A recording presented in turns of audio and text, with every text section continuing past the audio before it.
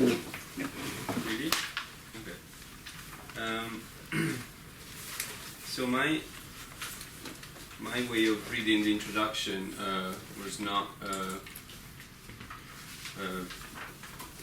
didn't try to be exhaustive at all. I just read it the same way I would read any book for my research.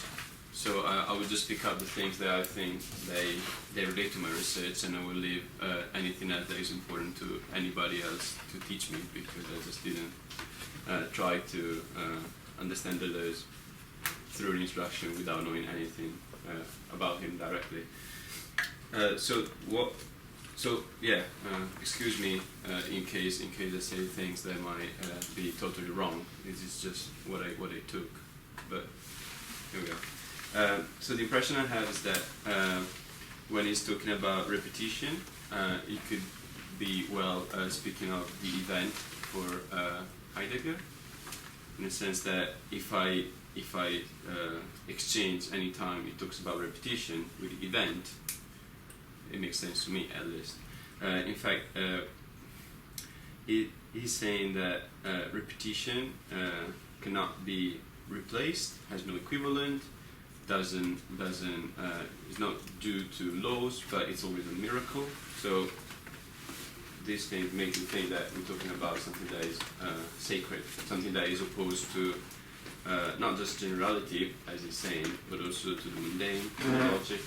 It is an event, as for Heidegger.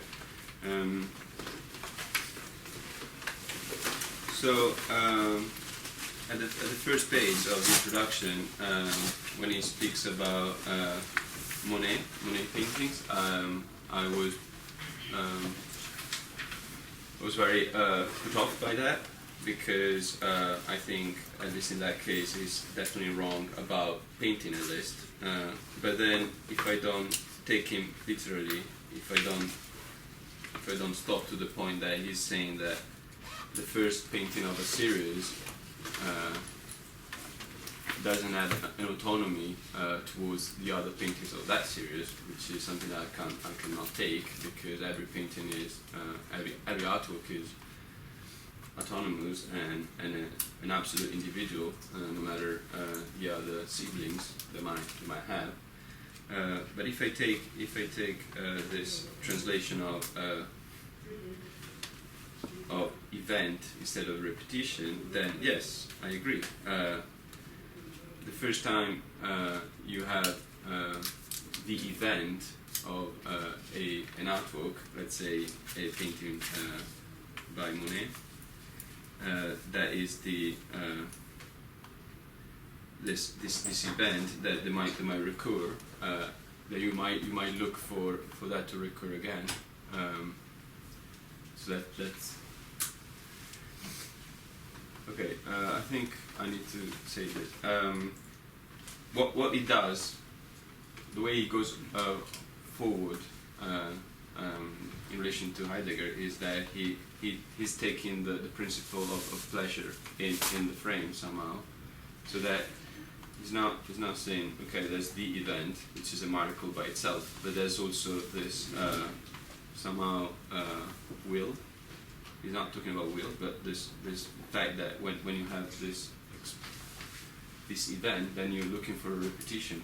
That's why you go to you have this festival experience, and then you look for that to repeat.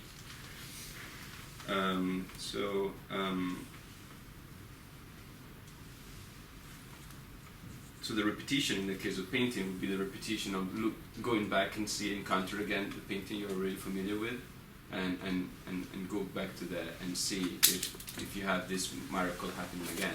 But it's always a miracle. There's no generality. It's not that you can do a set of things that will definitely give you the possibility to have that miracle happening again. It will always be a miracle. It makes sense. To me, at least it makes sense. Why don't you try to read the first short paragraph and the second paragraph of the introduction? So repetition is not generality. And then generality presents two major orders. Yes. So repetition is not generality. Repetition and generality must be distinguished in several ways. Every formula which implies their confusion is regrettable. For example, when we say that two things are as alike as two drops of water, or when we identify there is only a science of the general, with there is only a science of what which is repeated. Repetition and resemblance are different in kind, extremely so. Generality presents two major orders. So, like, different in kind. What does it mean there to you? Well, because repetition is repetition goes with this event, this miracle, whereas resemblance it belongs to a generality, which belongs to the laws, belongs to not giving that an absolute identity. It belongs to mapping it already into another system. So the funny thing is that repetition, to me, it means really absolute identity, whereas resemblance is already dialectical, is already in relation to others. Is never an absolute. See the other one, because at the end of the second paragraph there is something that is really saying what you were saying, and you should help clarify it. Generality presents two major orders: the qualitative order of resemblances and the quantitative order of equivalences. Cycles and equalities are their respective symbols, but in any case, generality expresses a point of view according to which one term might be exchanged or substituted for another. Is this No, go. The exchange or substitution of particulars defines our conduct in relation to generality.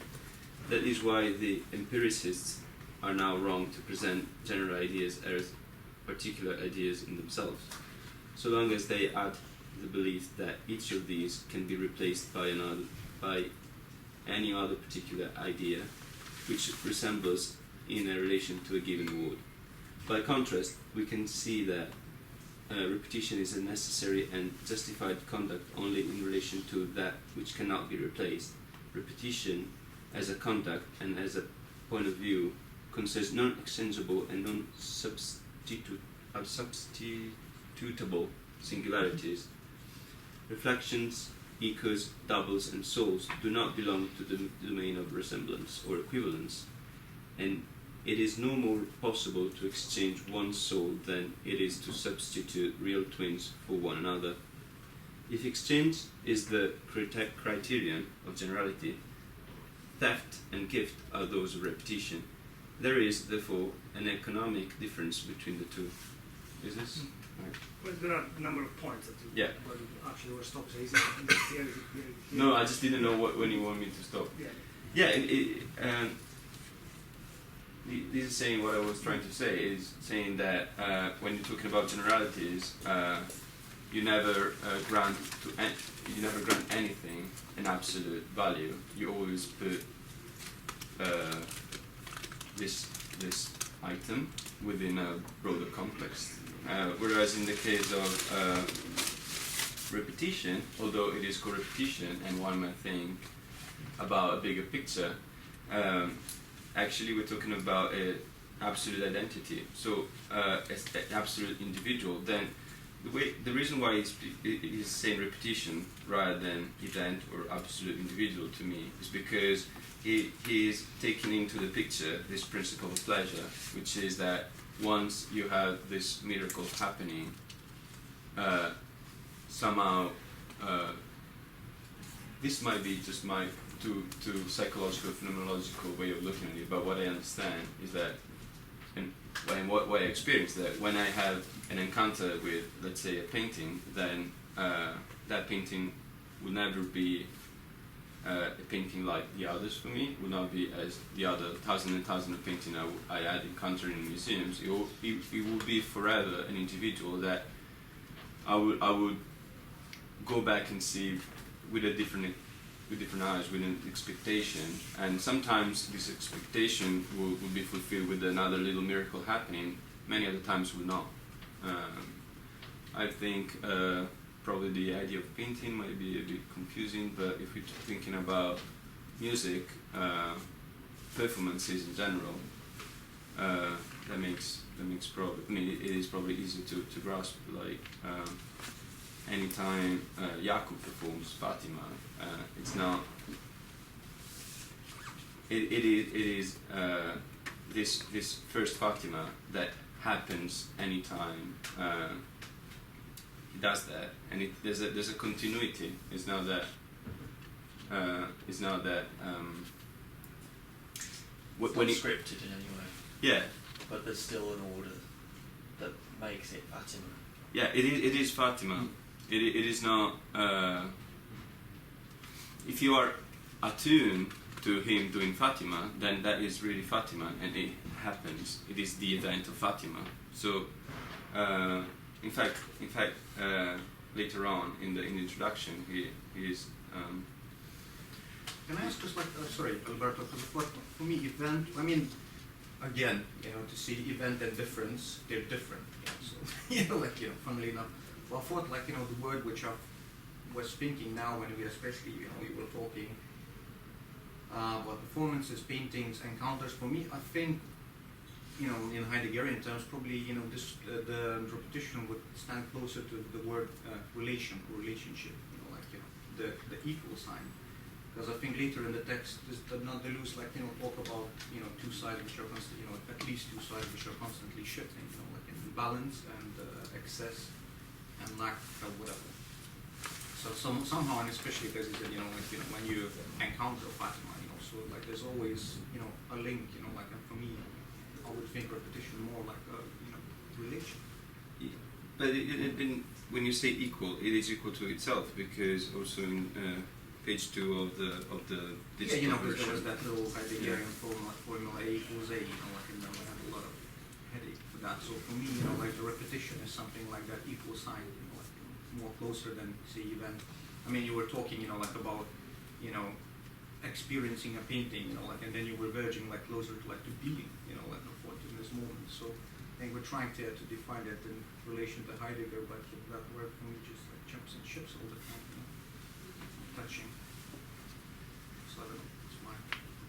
I don't know if it's in my pocket for this, but look at it like this. I find that there are 2 or 3 points where you stop reading, asking, is this what you wanted me to read? I'm trying clarifying for these questions coming up. One is at the end of the first short paragraph, where it says,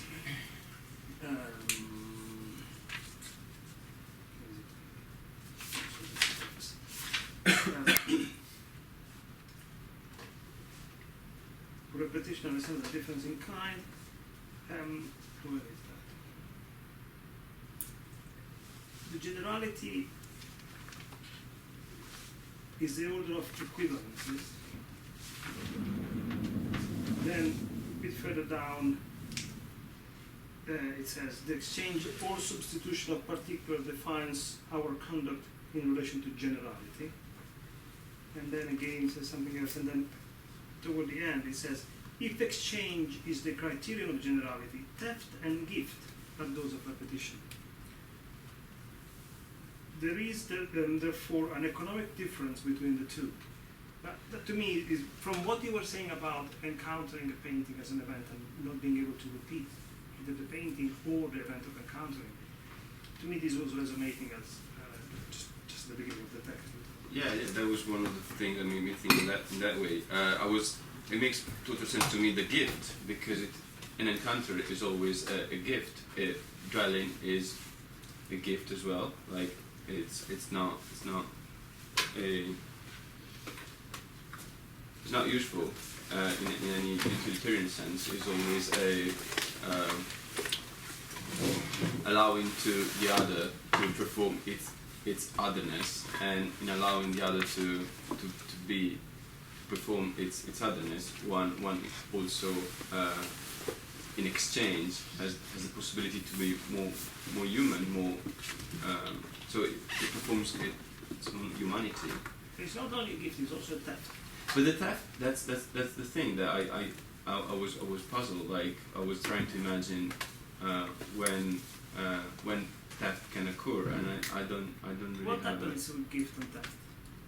I mean, even if we would think about, like, you know, if we were talking about Fatima, you know, like by Jakob, you know, every time you go to a performance, you know, it changes, you know, like it takes a different configuration. Like, so there's something there, but something that isn't there anymore. So like that's how we maybe try to read that kind of gift. You know, it doesn't just grow, you know, like it's like, you know, his performances are not sort of Darwin's evolutionary thing, you know, like it's not cumulative, you know. So in a way it loses something when it gains something, it changes its way of being. I don't know, but in that case, you make a generality. Like it's like if I. But you know, I'm not saying it is different, and it's not, you know, each performance is not exchangeable for another. But even though you can still register, you know, like maybe something, you know, was there, and you know, it isn't, you know, and then you know that is and isn't, you know, come into such a dance, you know, that it takes a new shape, you know, like, and you know, you can't see, you know, like because you know. That isn't there anymore, you know, this is, you know, like a worse performance or something like that.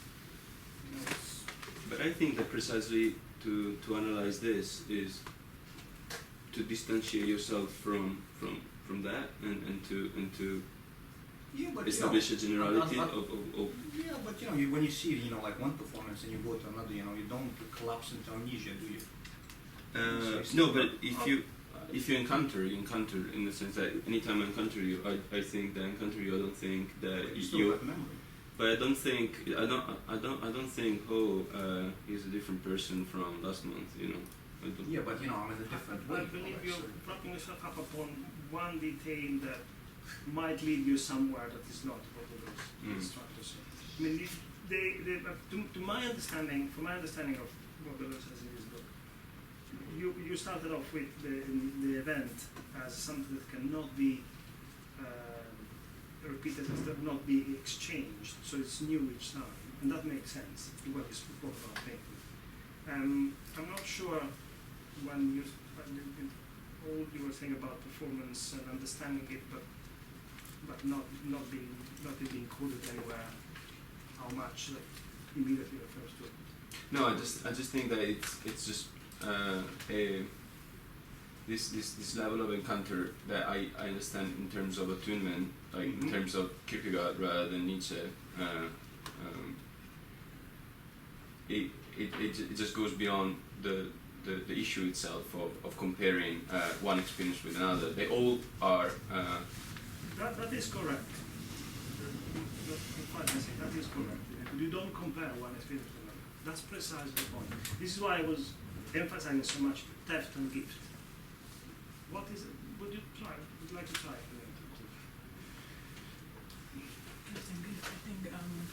I mean, what makes sense in this respect is that if you see one, or when we want to use the term of the event, and if you experience one event or one singularity, and then you add another, then it wouldn't be that those singularities would be separated from another, but in a way they need, or they come into relation when you try to, as you as an observer, put it in the relation of comparison. And it could be in a way, when you then talk about repetition, for me it means that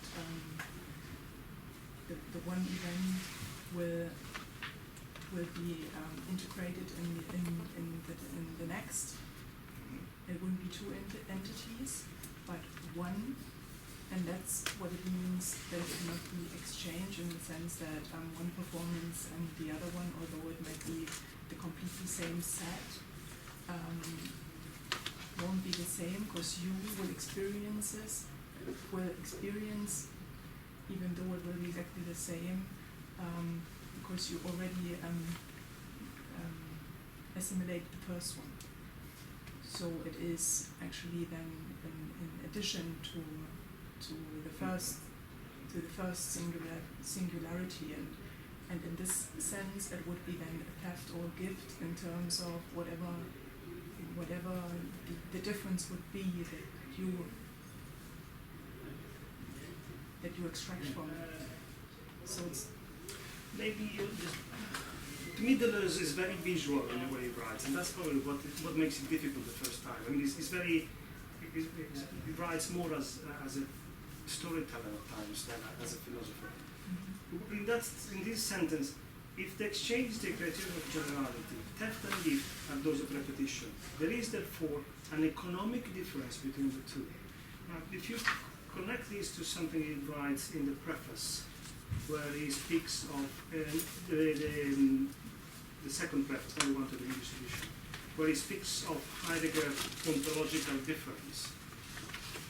To me, this could be one of the many keys to enter into the book. What happens in a theft or in a gift?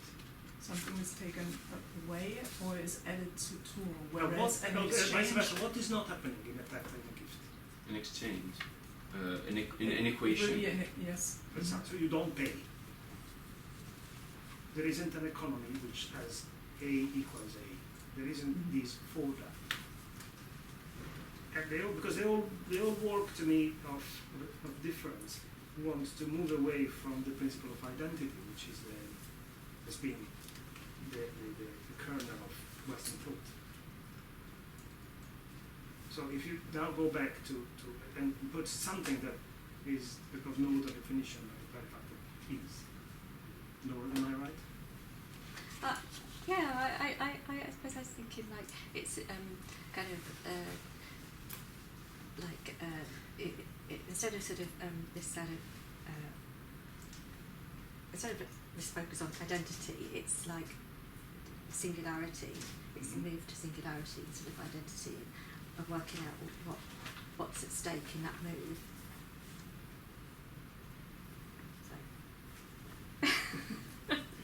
You said miracle, and I remember reading this morning and encountering that word, and now I can't find it. It's is it the it's in the second page of the book that is on. Is it in the preface or in the? It's in the introduction. I can tell you the sentence maybe. Yeah, I was thinking, could we just read that bit? Yeah. But, Let me see. I think talking about performance actually sort of makes it more complicated, because in the performance you've got these two, the viewer and the performer. Talking about as painting as the object is actually slightly easier when we're discussing this. So let's talk about painting. Yeah. Okay. So I think it's really easy to get to that, but I Yeah. think at this moment maybe we just need to Yeah. think of it from one. I just said performance because I thought I had the impression that perhaps Deleuze was not thinking about painting when he was writing this, but to me it makes sense for a specific way of being familiar with painting, which is absolutely the way that is opposite to the consumption of images. Okay, so if repetition is possible, it is due to miracle rather than to law. It is against the law, against the similar form, and the equivalent content of law. If repetition can be found, even in nature, it is in the name of a power which affirms itself against the law, which works underneath laws, perhaps superior to laws.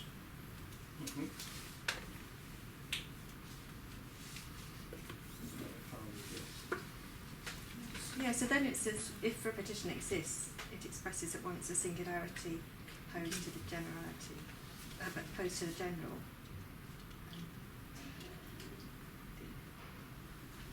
Yeah, I don't know if this if is rhetoric or if it's genuine if.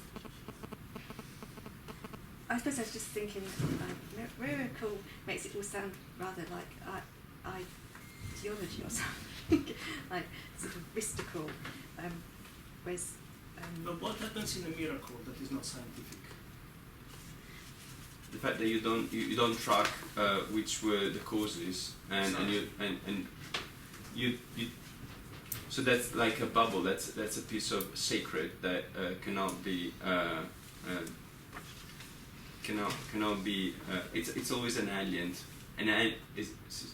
is structurally alien to the system where it is, and precisely because it's alien, it can be different from the mundane, from the generality, from the logic, from the law, from No, the. we are misunderstanding generality there when you say mundane, because the game is precisely how you can have sense these words without having to refer it to a law, to an absolute principle, to an identity. So the reason why I was insisting so much on theft and gift, because you don't pay here. You said rightly, there is no equation. This is not standing in for that. We are not standing in for our souls and our bodies. No, it is a unique event. The painting is not representing the nature. It is a unique event that happens on this surface where thickness takes place in these ways. And the encounter is also a unique event. So that the performance might work in that direction. It was becoming a very sketchy ground when we thinking you were attuned with it, because you might have some kind of recognition, which is the other thing that it does not want to do. But to recognize something, you've got to know it already, because you recognize it. Instead, you make the sense in the encounter according to this. Because attunement requires a recognition. No, but there was a bit of confusion in in what the discussion as it was developing, right? Yeah.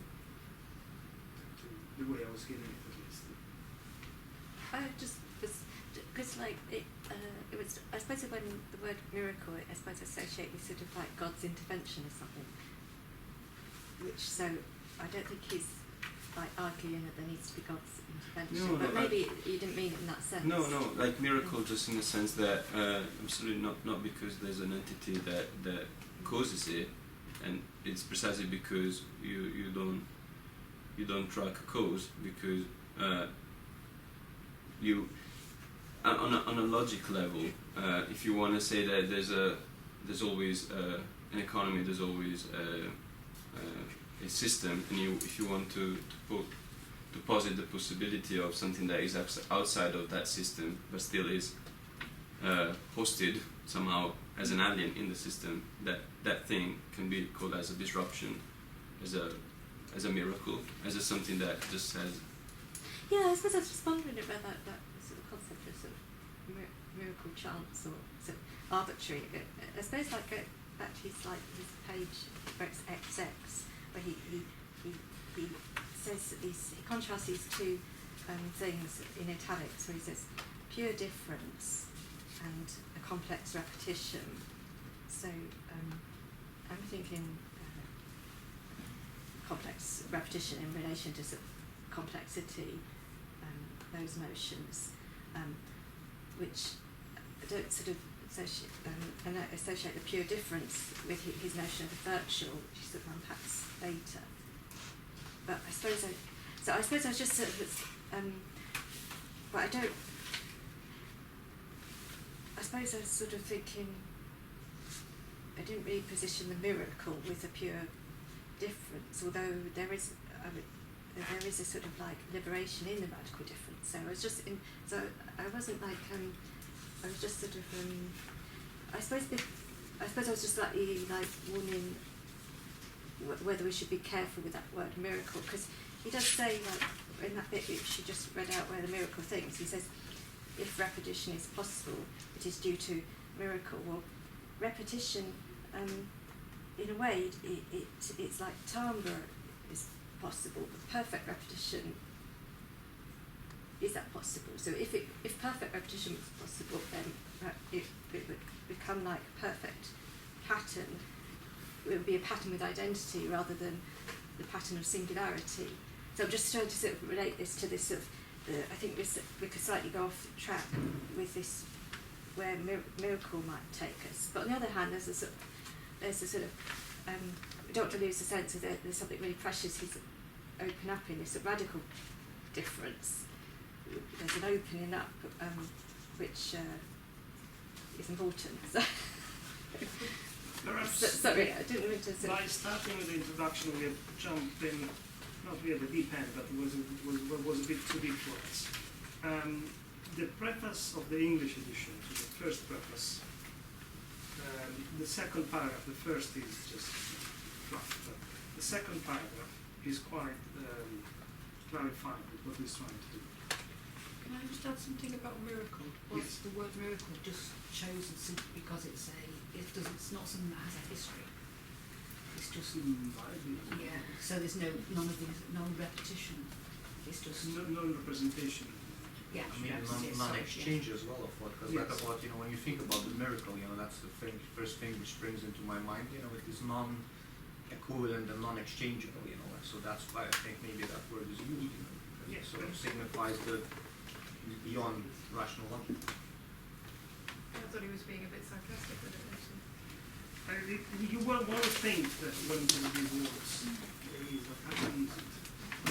And in my reading, what I hear from him, it isn't. He takes himself very seriously. Well, this was his PhD thesis, so it's obviously very serious. Probably got the right level of sarcasm. But the way, just wanted to clarify the way I understood this way you use miracle. It doesn't necessarily have anything to do with anything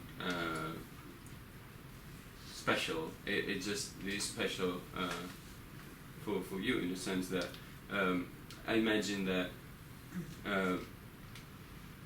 one who's in love with another feels that the other is a miracle. Of course, that person could have been another person, but when you're in love with that person, that the fact that person exists, and it is a miracle, because it's just totally different from any other person, but not because it really is, but because you perceive it that way. I don't know if No, but there is no element of perception. The problem is ontological here, is what things are. So it doesn't get to these other layers. okay. So there is such thing as a miracle per se. Yes, I believe he says so. I mean, he uses miracle for the image. Miracle as for us, that there is no economic cause effect. It just happens thanks to something else, or thanks to nothing. Try to read. Sure. Alberto is Let me speaking know. too much. Let me know. The second paragraph of the English preface, where it says, after I've studied Hume, Spinoza, and Nietzsche, if you have it, otherwise you can find it. The preface to the English edition, so it's the first bit of text after the preface of the translator. Look at three prefaces. The last prefaces. Oh, there we go. Oh, Yeah. Yeah, that one, yes. Right. After Very I slow. studied Hume, all right, but all those names really like a little bit Nietzsche, Proust, Mhm. and Spinoza, Mhm. all of whom fired me with enthusiasm. Difference and Repetition was the first book in which I tried to do philosophy. All that I've done since is connected to this book, including what I wrote with Guattari. Obviously, I speak from my own point of view. It is very difficult to say why one becomes attached to a particular problem. Why was it? Why was it difference and repetition which reoccupied me rather than something else? And why the two together rather than separately? These were not exactly new problems, since the history of philosophy, and especially contemporary philosophy, dealt with them constantly. But perhaps the majority of philosophers had subordinated difference to identity, or the same, to the similar, to the opposed, or to the analogous. Mhm. They had introduced difference into the identity of the concept. They had put difference in the concept itself, thereby reaching a conceptual difference, but not a concept of difference. Try to read this last sentence again. The majority of philosophers. Very slow. But perhaps the majority of philosophers had subordinated difference to identity, or to the same, to the similar, to the opposed, or to the analogous. That's incomplete. They had introduced difference into the identity of the concept. They had put difference in the concept itself, thereby reaching a conceptual difference, but not a concept of difference. What does it mean?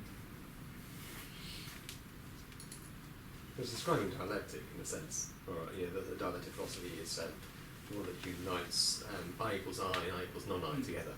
That's the position that he's saying. You can create a difference within the concept, but that doesn't offer you a concept of difference. Though I remain slightly sceptical of the manoeuvre that he seems to be making, trying to withdraw the relational element, in a sense trying to withdraw the anthropocentric element from ontology. It seems to be a risk of a kind of dualism, moving back toward... Yeah. It's true, but it's... We'll get there later. Okay, sorry. It's just the final comment after we read all the... Yeah, you're absolutely right. What do you hear in this? The majority of philosophers had subordinated difference to identity, or to the same, to the similar, to the opposed, and to the analogous. Let's leave the second part of difference. Subordinating difference to identity.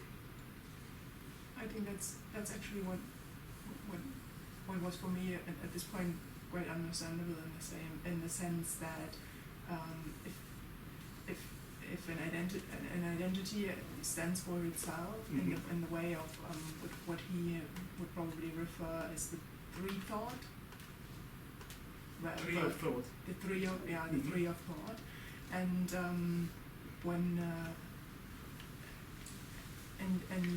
this identity would then be comparable with other entities, and what he is now trying to do, or what that's what I think is like he tries to think difference in the way that the second entity will be part of the first, and that's actually the difference you could think then. Not exactly. No. Is anybody else? Sorry, could you just say the last line again? The second identity. That you wouldn't exclude, or you wouldn't see identities as excluded from another, but the one identity will be part of the second observation, like of the second identity, which you as an observer what confuses me, what makes me work what you're saying is that you speak of identities, plural. What do you mean then by identities? Alright, maybe even of one identity, but the one identity isn't like static or fixed, but it's like in a it is seen as in a continuum. That's what I then find quite plausible with this rhizome kind of idea. Where if you jump to the rhizome, you get right. It's right, but this is the work that preludes to the possibility of thinking the rhizome. Without this argument he puts forward against identity as the principle, the rhizome makes no sense. It's just a plant only. This is why I insisted so much on I was trying to point out this gift, theft, miracle in relation to identity. What you were saying about A equal A, can you use it to clarify this notion of identity? I'll go. So, if you take the principle that I am who I am, I know, good for you, and so I equals I, but also I am who I am not. I am not I, in as much as I'm becoming something which I am not yet, and that not I is also is inscribed into, and that difference is inscribed into my own identity. That's as far as the concept gets, and what he's critiquing is that doesn't offer you a concept of difference itself, or difference in itself. All that does is offer you difference for itself within the concept. I'm still me. I'm still me, but me becoming me. In that sense, there isn't something which is there isn't a fundamental non-difference. That's a as a starting point. So in a sense, you start with the I, and then you move to the not I, which isn't yet come. But in a sense, what he's suggesting is that the starting position accepts something which you can't accept as a given in the first place, because the I is non-different. The I is not an identity in the first place. It is a difference. What it is, there's a pure difference within you. There is a pure difference itself. That's been the sort of forms the ground rather than an identity being the ground. Yeah. From which everything else springs up. Yeah. So your interpretation by Heidegger at the beginning is absolutely correct. It's absolutely correct. There is an element, but then Deleuze takes Heidegger to a different path from what Heidegger did. But you were right in relating the Heideggerian event of things coming together as a different way of posing the problem of identity. And I think it becomes complicated when we try to make examples of this, like practical examples, because anytime we go to the example, then we always risk to fall into the generality. Yes, but also because this is an argument that is not meant to have practical examples, because it's an ontological argument, so it's only describing the concepts. And the problem being, and how being, and what's the logic of it. In that sense, there is no example about it, but the concepts we discuss, that's the material we are discussing. Yeah, it's just that I just started reading this from a totally wrong perspective, because I just usually put in parentheses any ontological issue and just go for with my research with how things work. So this phenomenological level. So the way I could understand the event and this thing, it was always related to these kind of a sacred situations in which our perception doesn't go for an economy of utility, but it might open to the possibility of a gift, but it's not that you set the premises and then you're gonna achieve something. So it's just an openness, but then if I can't really think of any other examples outside of this one that would make sense for myself, probably just because of the fact that I'm not. No, I think, like also to speak about this, the example you made of painting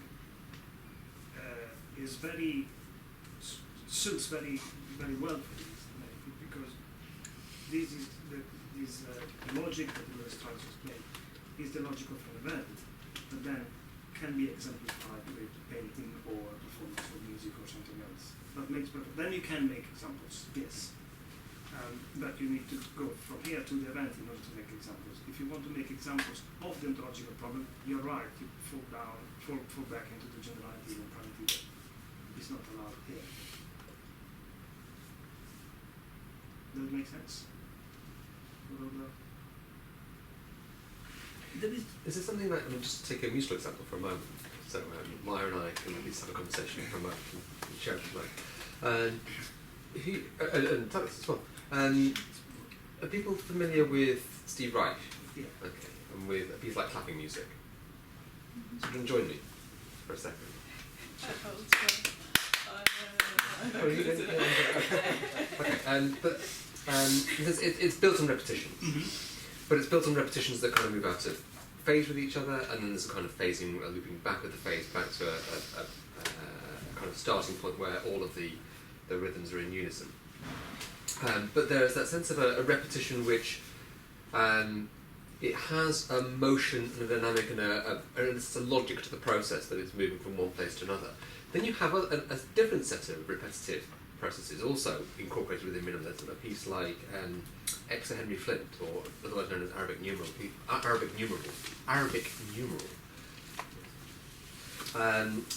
Piece by Lamont Young, which is I think it's a 4-arm cluster, isn't it? On a piano, or it's normally known as a 4-arm cluster on a piano. And the idea, or at least the the idea is that you reiterate it. It's x number of iterations. So x is a Arabic numeral, an integer, and it can be any number of repetitions. But the obsessive character of the piece is that you try to repeat precisely both the pitch range that you get with a cluster, but also the different intensities of different notes. And of course, it's almost impossible to achieve. Absolutely, well, it's ontologically impossible to achieve. But there's a stuckness to it, and it's that stuckness that is, in a sense, that it seems to me that Deleuze is interested in repetition. So it's not a repetition that is processual.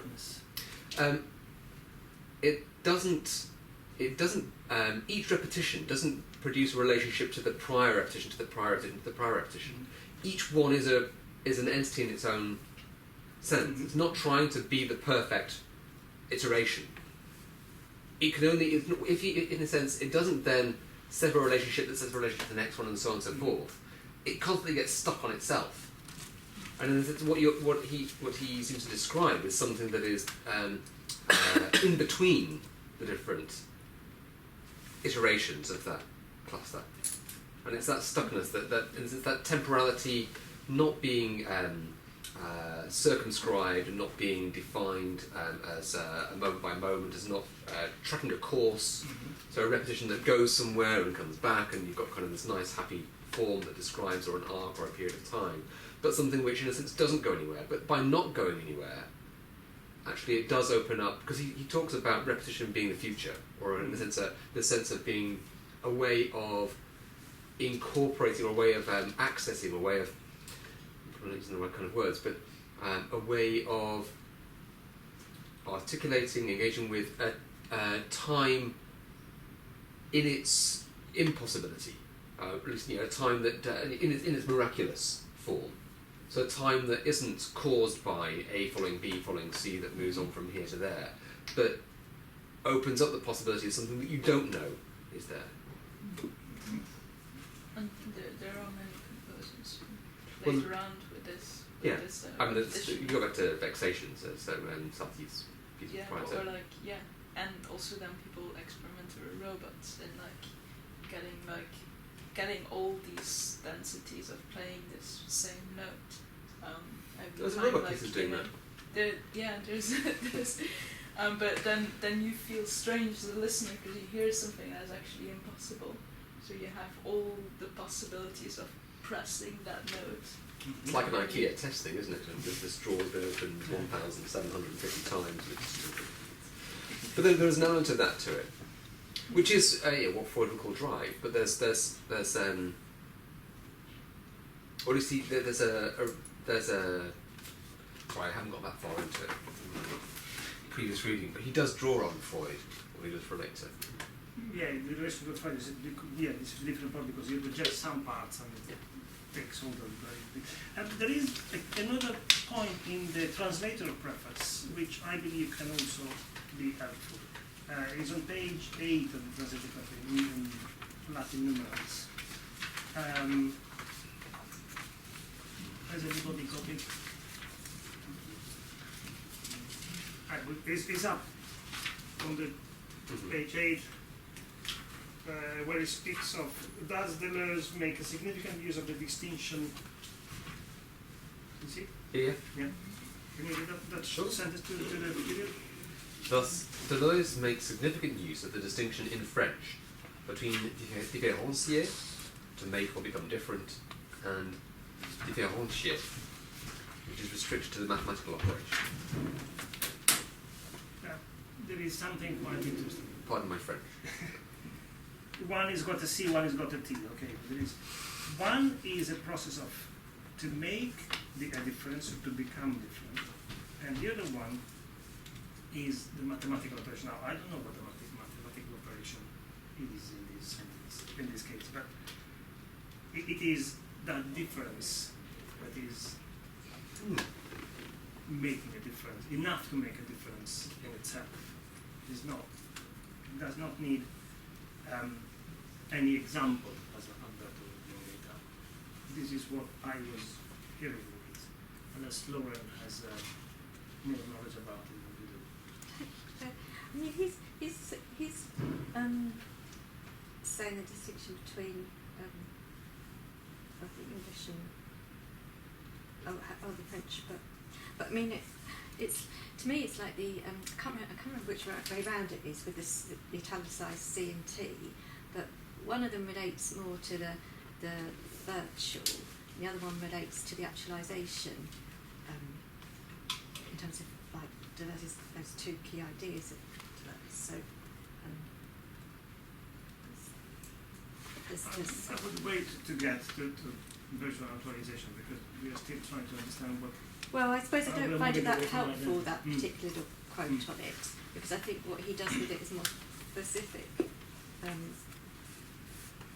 Okay, then let's try to go back to what we read there. I mean, it's an important bit to bring out, though. Because I just It brings up also in the English edition on page this time 14, where he says, "It is in this sense that we try to constitute a philosophical concept of the mathematical function of differentiation with T, and of the biological function of differentiation, in asking whether there was not a stateable relation between these two concepts, which could appear at the level of their respective objects. Art, science, and philosophy seem to us to be caught up in a mobile relation, in which each is about to respond to the other by its own means." But probably you're right. It is. I was trying to find another bit where it speaks again about identity.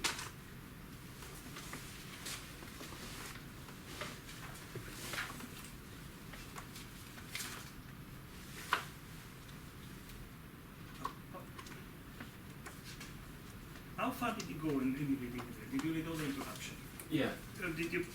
Is there anything else you want to bring up? Because I don't want to take over your presentation. No, well, my presentation was pretty much 2 sentences. The first was what I said. The second was the impression I have is that he's going forward in relation to Heidegger in the sense of the event by making the things more complicated and confused, but also by enriching that by taking in somehow the concept of pleasure, which is something that. Where is this part of the pleasure coming from? Well, at the end of the introduction, he talks about the principle of death, and I think that somehow in there, I don't know if it's said like if he writes pleasure, but I kind of sensed that if he was talking about Freud and talking about the principle of death, then he was trying to somehow explain also the reason why we're talking about repetition, not talking about event. Like, to me, probably I'm just totally misunderstanding, but there's an idea that in the case of Heidegger, you have the event, you take it as it is. But saying repetition, meaning event, I think somehow there's this issue about pleasure as well, because you want. That's why. Does it make sense? I don't think I can elaborate in a it more. is in it, and Deleuze uses it in a very twisted way, in my understanding of it, just as far as my interpretation. But can I put this? If I know nothing of Freud, but the pleasure and the death drives, one builds and one destroys. And Deleuze wants to build up a logic, it seems to me, that is very much responding more to these than to a logic that is based on identity and its representations. Now, what's the difference between the two? How do you see a difference between these two approaches, which are radically different? Because in this case, when you're talking about event, you're already totally outside of the horizon of representation, precisely because it's an absolute identity, an absolute event. Then you're not related to something else. You're not thinking in terms of representation. That's why it's not generality. That's why you're not applying a law. That's why you're not framing it in some logics. And You do frame it a logic, but you frame it another logic than the one of identity. well, yeah. If you want to call it, the thing is that I think one can say continuous logic, discontinuous logic. Is just that to me, discontinuous logic is not really probably a logic. Linear or non-linear. Linear. What do you call discontinuous? Okay. Well, what I wanted to say is, sorry. What I wanted to say is that logic, probably just an understanding too narrow of it. To me, the logic is the one of the laws. Whereas if you go above the laws, in a sense that you really go above, not against, but above, then you are above logic as well. But it's probably just a And simplification. then, if your painting is inside or above the law, or outside the law? Well, it's not my painting, first of all. No, any painting. The No, painting, but the way you use the- painting and The event. painting, Why the not painting use as it? an event is Mhm. nobody's. Is the event of this encounter that miraculously happen sometimes, and I think it's phenomenologically the way it is lived. It is definitely not a logic. Like then afterwards you can draw any logic you want. You can analyze it. You can understand it. But then its event is precisely this being mute of any logic at the moment. What Andrea It's- first, because she wants to raise it as well, or anybody else think about this logic and event and the possibility of the outside of it. How do you hear it? Or did you hear something else from the text of Deleuze? When did you start using the word event? I've forgotten. You only said it at the beginning. Why did you start using that word? Why did I start Using event. because he says that repetition cannot be replaced, has no equal, no equivalent, is a miracle. So from that I said, well, it sounds to me that repetition is it's opposed to generality as much as to the law, as to anything that is a setting, that is a contextualization. That's why I just took it as Heidegger's event. Perhaps we should pay attention to individual words, because Deleuze uses them in a way that is not the immediate lay way we would use each one, and that's why I was saying that sometimes the text is more poetic than descriptive. What is repetition in lay terms? Is a rhythm, I think. And even before that, A recurrence. a recurrence of what? Of a signal, sign, or an action. What say it is repeating, it is always there? I think it's spatial temporal. Like, but in contrast to like what he's trying to bring in with the untimely. You're looking too far. I mean, it's just in front of our nose. The same? The same. It is always the same ice cream, the same soup, the same partner, the same whatever. It's the same. It's repeated. It never goes away.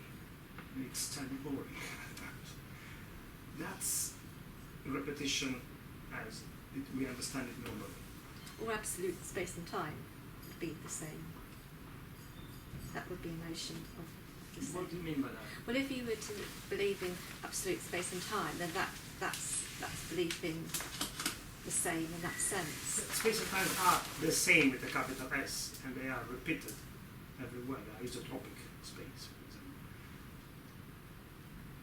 Isn't it a bit like what's on page 4 on the version I've got, where it says, it's so wearisome, first you put on your shirt, then your trousers, you drag yourself into bed at night, and in the morning drag yourself out again, and always you put one foot in front of the other. There is little hope that it will ever change.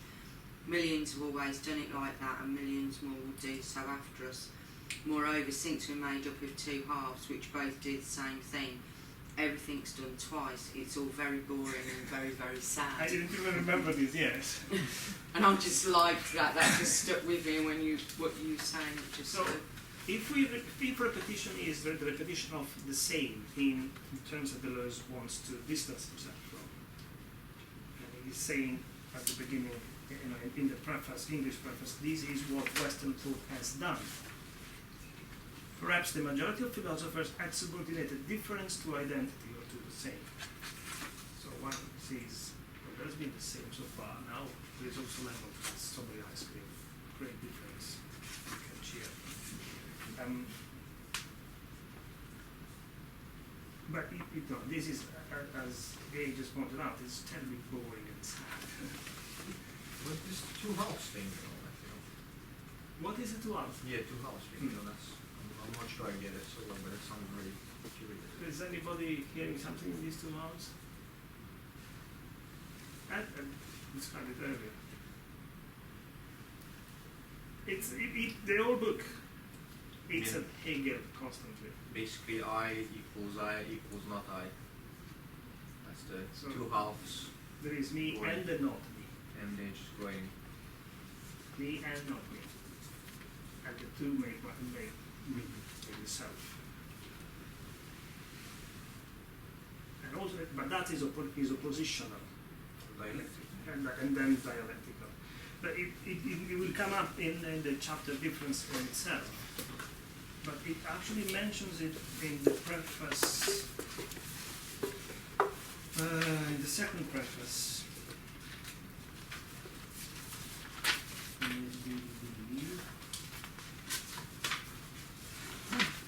Where it speaks of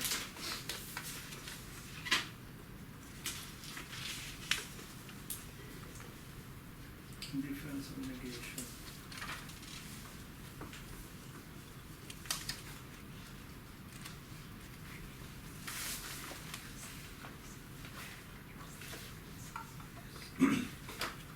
If anybody wants to read halfway through page 17, actually from the second paragraph, page 17 Roman. Roman, yes.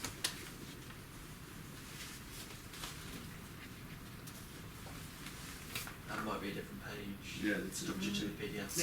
The preface to the French edition. So it's not, one is called preface to the English edition, one is called preface. What's the paragraph begin with? The subject dealt with here is manifestly in the air. 19. 19. Umberto? I need to find it. Or Andrea, or... Oh, yeah.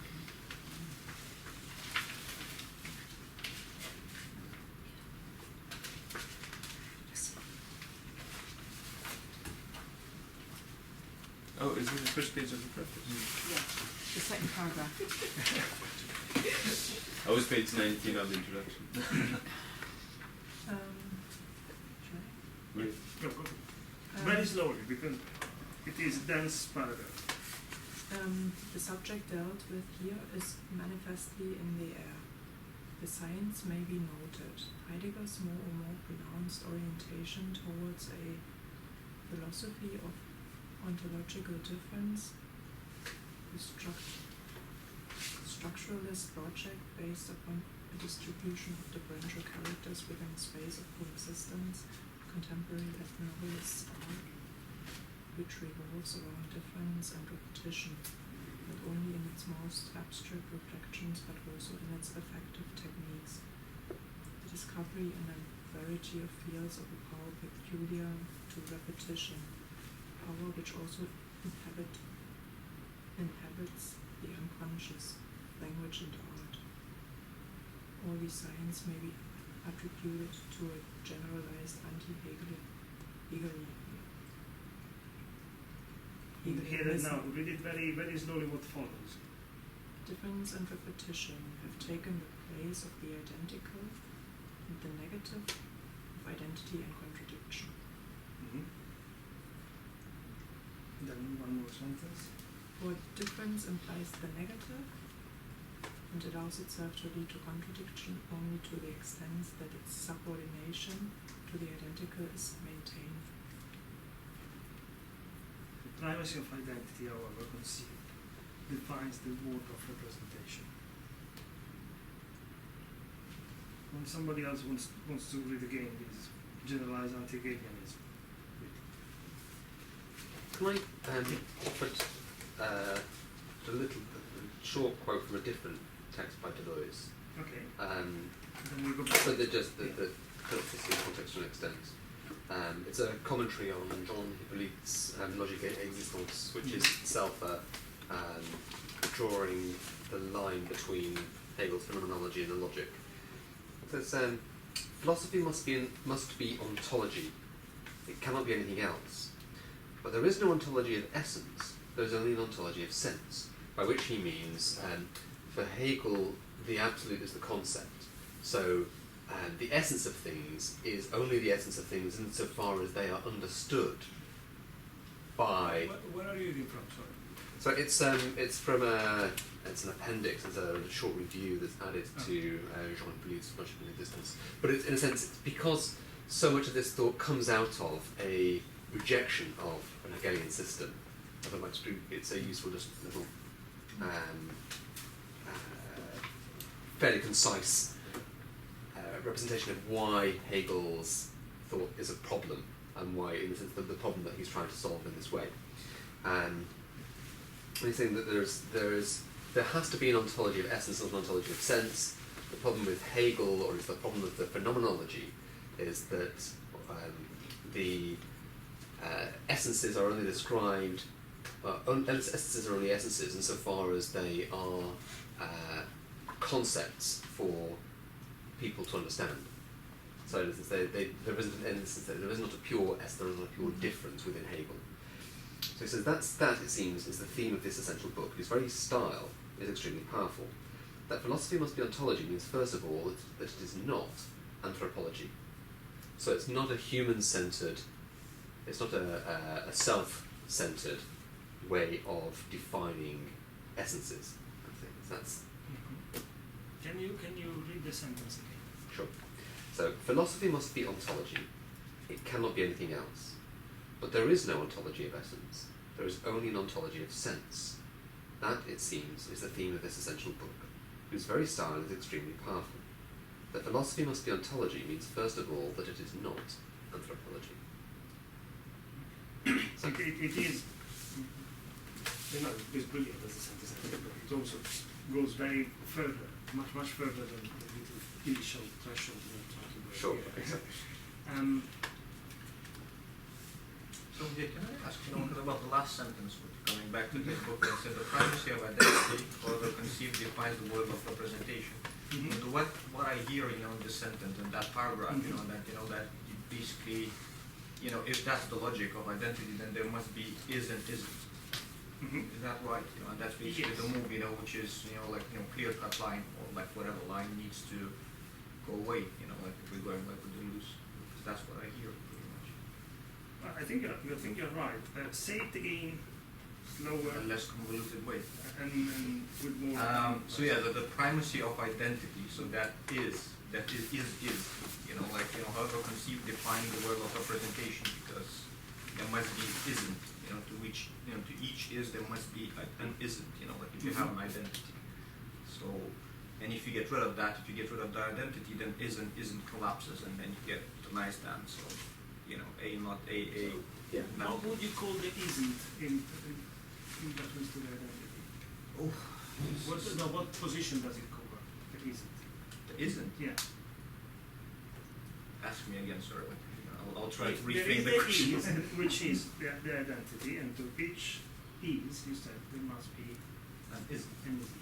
So in what relation that identity stays with the is of which is identity stays with the isn't? There's many different words, I guess. The negative, the negative, the other. You can just go into.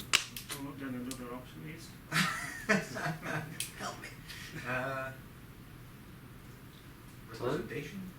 Antithesis? Is that weird? Yes. Yes. Or opposition. Negation. Duality. Negation. So this is what is trying to first expose as the core of the logic that has been somehow circulating since the beginning of Western philosophy. Various forms that more or less repeating that. And he said, well, that leads to, that defines the world of representation. That's the other thing that he wants. The isn't, sort of, the logic of the is and the isn't, then sort of prohibits you to entering the event, We still have the big board here. You remember when we were last time with Heidegger? Are we all somehow familiar with Heidegger? No. Because just because it's a good example. The historical contingent beings that are in a moment in time, in a place in space.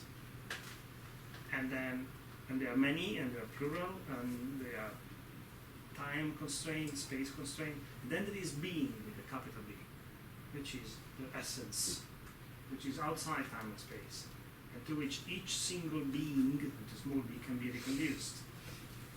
Now, Heidegger puts them in a reciprocal relationship, but Whereas the whole question is whether it's outside of time and space. Actually, yes, that's the. But previous to Heidegger, Hegel, as we brought up, or many other authors, still worked around a structure, a relationship that was far more hierarchical. So being, with the capital B, was acted as the essence, the ground, the original cause and the end, the purpose of all these small beings. In this sense, each small being represents this original definition, the identity. That's a very simple, stupid example. Classic thought, the Greeks were looking for a definition for individual, human being. And they said human being is a featherless, two-legged animal. Obviously, you cannot find Deleuze because he didn't go straight. So you have a definition, and that definition of a featherless, two-legged animal applies to all of us. Doesn't matter if you're blonde, with a beard, from Italy, from Britain, we are all reducible to that description. Unless you're an amputee. Unless you're an amputee. But then no, but that's Or from all the the But precisely. all the problem come from here, because then is that person without one leg less of a human? Can we throw it off the cliff? How many weeks can you abort a fetus? All these things. Yeah. So the problem of identity, this is very important, is immediately opens the gate for all these issues of much more contingent identities that have problem of inclusion and exclusion. So if I represent that original definition, that original formula, then I'm fine. If for any reason I don't, I'm off the cliff. Refugees and immigrants. Refugees. fascism, that's Exactly. But I wanted to ask you, because then this move, if you break out, with the Heidegger, seeing, if you leave the metaphysical, the whatever the unfolding of time, as Hegel sees it, because it's sort of pre-programmed, so I thought, what Heideggerian moves, gives you is actually to break the linearity of time and to access a non-linear angle, then. Yes. Because that's what I would feel. And Deleuze there would be a follows claim that on move. being, then, as you. That So allows you it's not- sorry, I'm even not formulating this, but what I feel this move allows you to claim identity, sort of to break out, what the linear. But again, we're going various directions, but that is fine. And I think that you claim identity, but in a very different way than identity as a representation. No, but that's The this is identity based in a as non-linear time and space and Yes. event. That's why you can truly claim identity, and not comparatively or generally claim identity. Mm-hmm. But why would you insist on identity rather than singularity? So Or I not? don't know much about. I didn't read much about singularity, so just use the word which I am familiar with. I suppose there's more distinctions that need to be unpacked, because identity still says something which, once it's unpacked more, then become problematic. So in terms of irreversibility the sciences of notions and complexity theory of irreversibility, whereas identity is too stable, has a stability about it that's sounds well. I suppose how I getting a hold of the grasp of irreversibility in contemporary sciences of complexity is a way I find it helpful of jettisoning the kind of problematic aspects of identity, which is sort of Locke, Ruskin, is more liberating notion of difference. That's what I'm trying to say. But that doesn't help very much. I think we'll have to talk more extensively about this. Andrea, if I remember correctly, your work, your project, initial project for the PhD, relates to something regarding the object, the artistic object. Am I right? May I maybe talk about that? Because I thought I can talk about that and unfold the idea of the difference, yes, to the text. That would be maybe help me in the sense of also trying to understand the difference, which is a big thing in my project as well. Because what I'm actually interested in is the photographic production process, and this process is normally seen as seamless and as continuous. And what I try to what I'm interested in is the meaning making of exactly the process, but by including things which which are static and have a particular meaning of insignificance, like for example materials, printers, all this kind of objects which are then invisible, and I think in this sense it really is actually the side of the what is not. It's like what it is and what this is not, and I'm actually exactly searching for the side of that's invisible and not considered as being meaningful. And sorry, repeat the last sentence or explain it in a different way. You are looking for.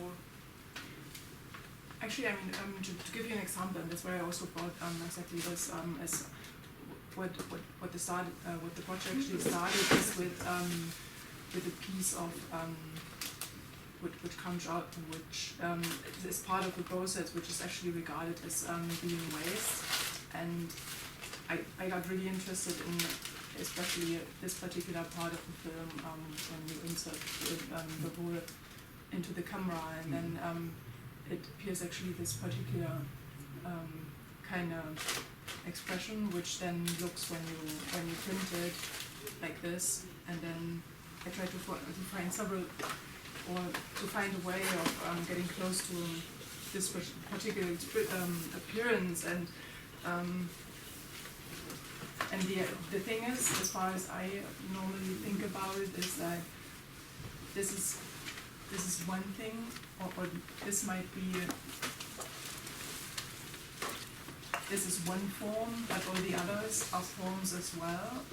So what I actually quite like is the idea of that it is not something in itself, but what it means for us. So this is why I'm also quite intrigued by the idea of the rhizome, in the sense that that it makes the connections. Or that opens up meanings of one particular thing in various, or opens up various meanings, and in this sense, what's still unclear for me is that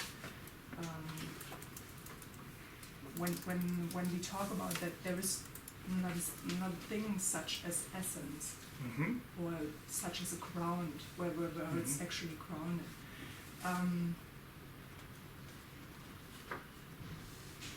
Is it more that there is an essence to it, but there is not a ground per se?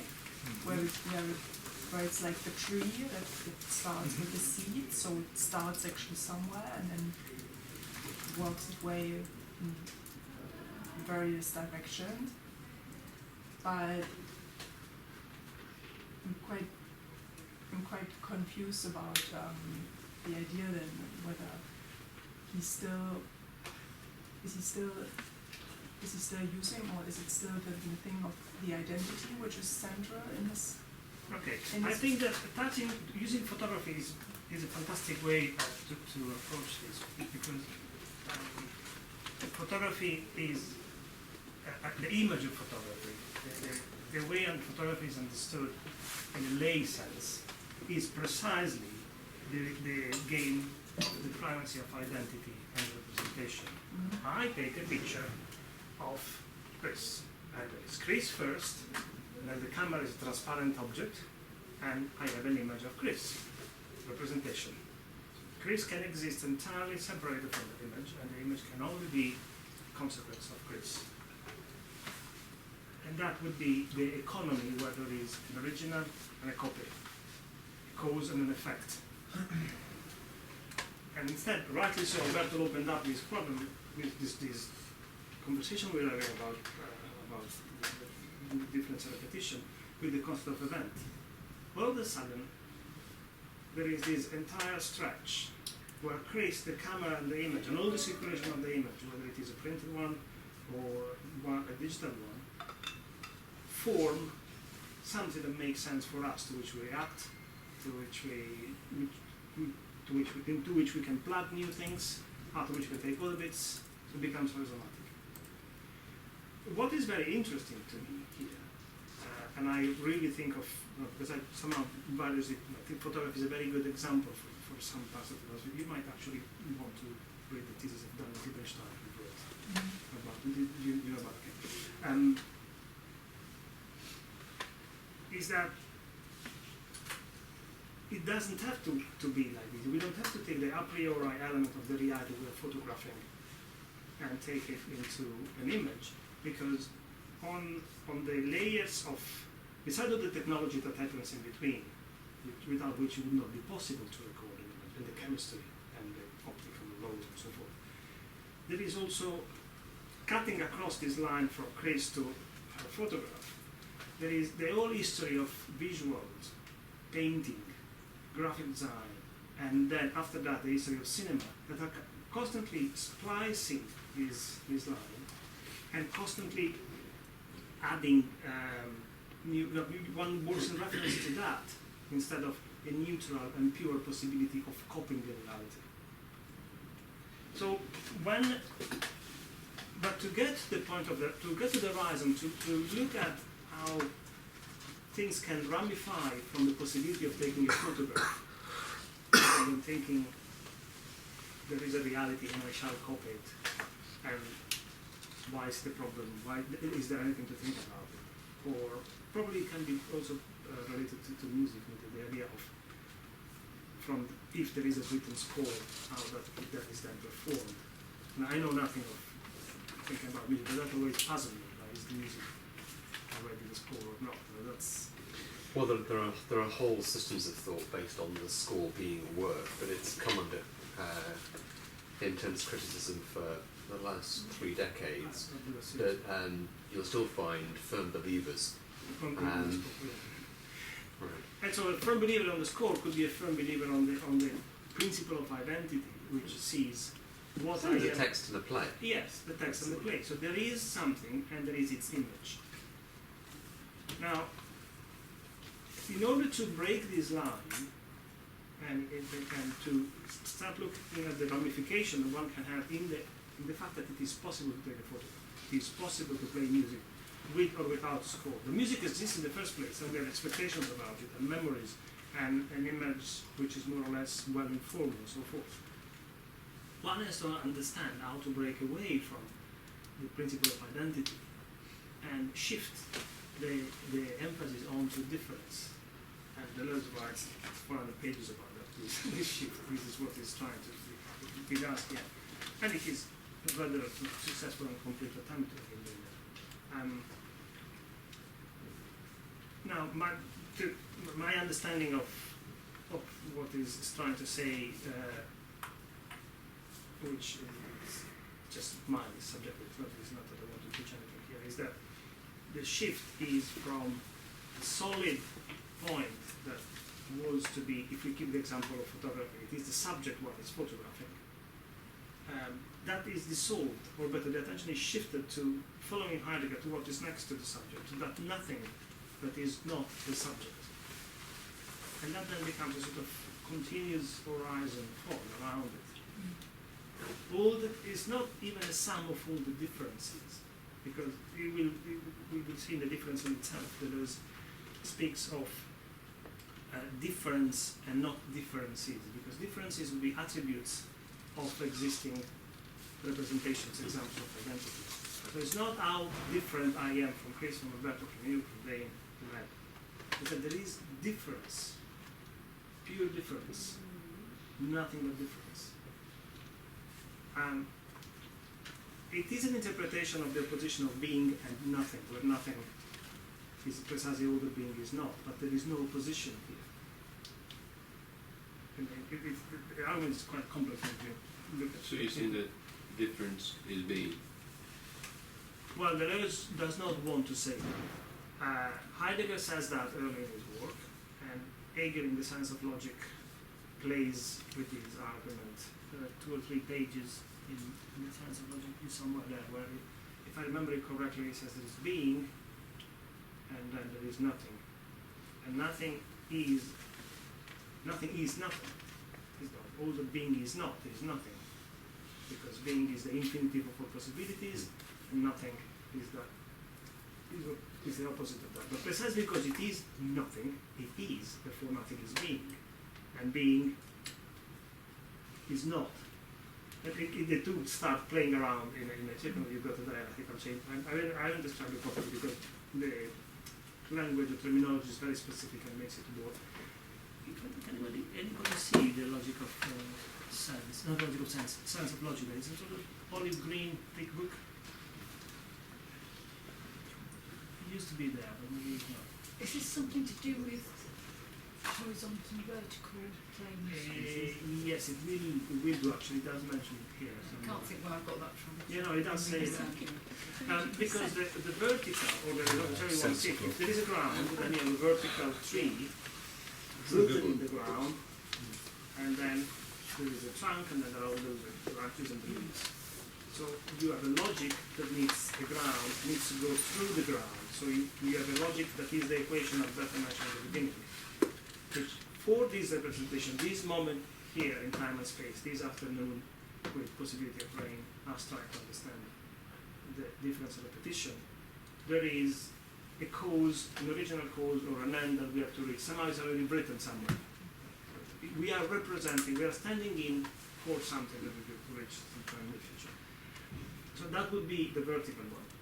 The horizontal one is where this could be any beginning, doesn't really matter. It is what we can do with it that counts. Then it spreads horizontal. And that's the Horizontal logic being that on the same Andrea is. plane. Yes. Then you speak of surfaces. Then you speak of a logic that exists, and that is going back to what you were saying, not as a cause or a beginning, but as a result of the combination of possibilities. And is this immanence? But that's why it is in. That's quite fractal as well, isn't it? I'm just thinking. Yes, I guess. I mean, you know, it's just, I can't remember the Mandelbrot's formula basically, but everything starts with a very simple equation but leads to very, you know, complex Mandelbrot's results. formula is C, what's it not? Z multiplied equal. by itself square plus C, which is Plus- a constant. Yeah. So basically it is any system, any group of things, Feedback. multiplied in the feedback loop by itself, and keeping the results of those iterations in the loop. Not- Compound interest. Huh? Compound interest. Yes. Have you got a mortgage?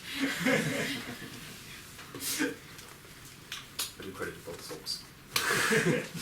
And that's different than a synthesis of opposites, which each time would zero out. I would start each time with a blank slate because the synthesis would leave nothing out, and you would keep no roughness. And that's why fractals lead to chaotic behaviors, and the other one is a dialectical process. Which is still a bit weird for me because it implies like a cumulative process, you know, like Yes. in that formula. But you know, where is the loss in that system then? You know, because it's, you know, if you know, then it's again, you know, we're sort of like in this like Darwinian logic, it's like more complex Darwinian logic, but we're still there, you know. Yeah. Like, you know, Yes. so there needs to be a loss of the system. There needs to be What do you mean by, forgetting. what do you mean by, we are sort of going off track here, but what do you mean No, by I mean, if you loss of think, you know, if you said, you know, like in each iteration, you know, like is kept even like in a different form, you know, if it's like z equals forward and back, you know, like to z squared plus c, then then it is a cumulative. It's even mathematically a cumulative Yes. thing also, you know, and there needs to be a loss, you know, because we don't grow indefinitely, you know, like if you think, you know, about yourself. I believe, I mean, I don't understand fully the mathematics of fractal, but not even begin to understand. I mean, just put in, you know, But one equals, you know, the 1 chain, squared the plus 1, fractal, and the you'll see. fractal chain can have, does not go on to infinity, does not all fractal chains go on to infinity, so you can, so it might end. It might run out of fuel, it might be disturbed, there might be an external perturbation, so But it will probably not go into minus, because there's a squared element, so if it's, you know, -1 is squared by itself, you're still going to have a positive result in the end. yeah, but I don't believe you can ask loss. I'm talking about things like so. You know, just I'm speculating as well, but you know, it just seems like a cumulative logic, you know, which doesn't allow, you know, because you know even Deleuze says, you know, there's theft and gift. So okay, where's theft in the system then? Okay, that's something else.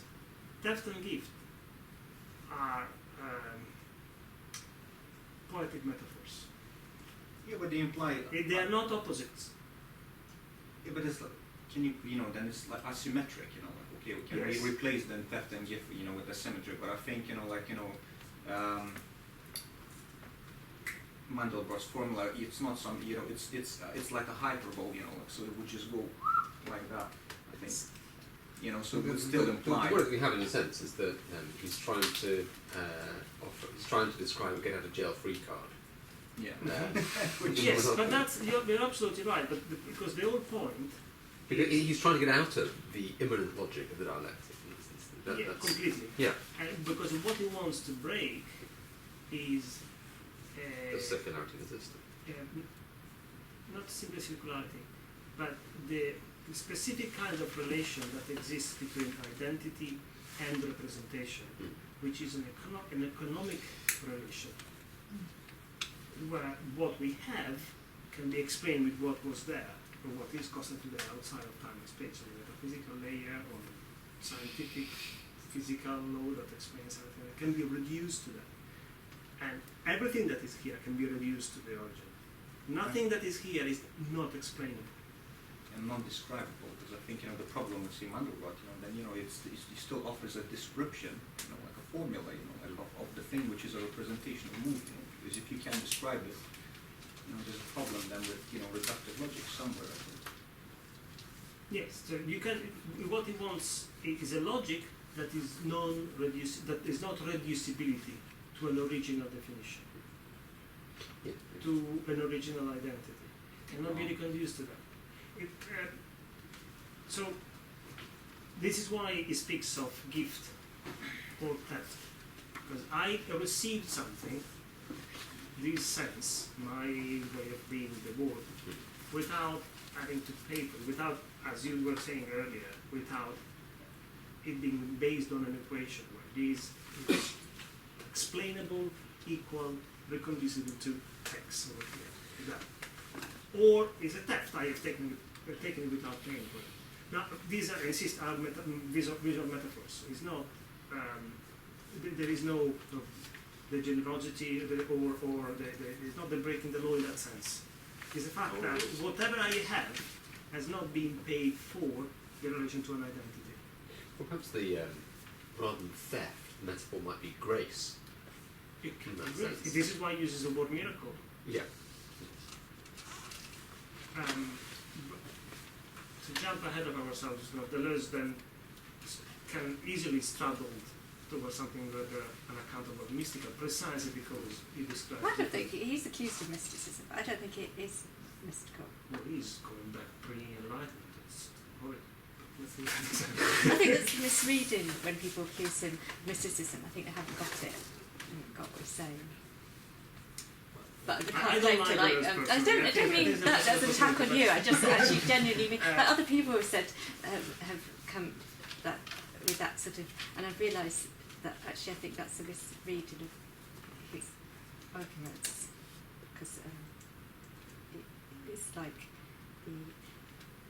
he is talking about matter and its capacities, and so I don't know about how the term immanence is used in like Hegelian dialectics, but I think when Deleuze uses immanence, it relates to capacities for emergence and this other kind of radical difference, which is why it's not mysticism and why it's not miracle.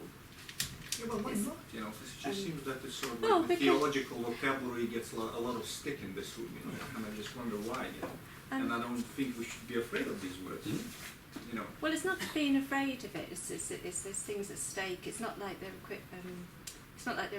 saying the same things. It doesn't matter which one we use. There's different arguments. So I think it's important to understand the difference in arguments between what the claim is when you're arguing for the miraculous as opposed to capacities for emergence. No, but okay, why emergence cannot be miraculous? You know, like the birth of a child, for example, that's a miracle. You know, why not? Well, I suppose it depends what you mean by miraculous, because, like, is it sort of just like there's a sort of kind of a miracle could be like sort of the magical in the sense of like a pig could fly across this room now. That's a miracle if it happened. In a different way to sort of if there was a tsunami now. So I'm not sure. it's like where's like so there's different ways of like where like if I said I really believe a miracle, I really believe like a pig could fly across this room, like sort of. Sorry, then can't hear my phone for me. Then there's different claims and different arguments being sort of arguing for it in that belief system.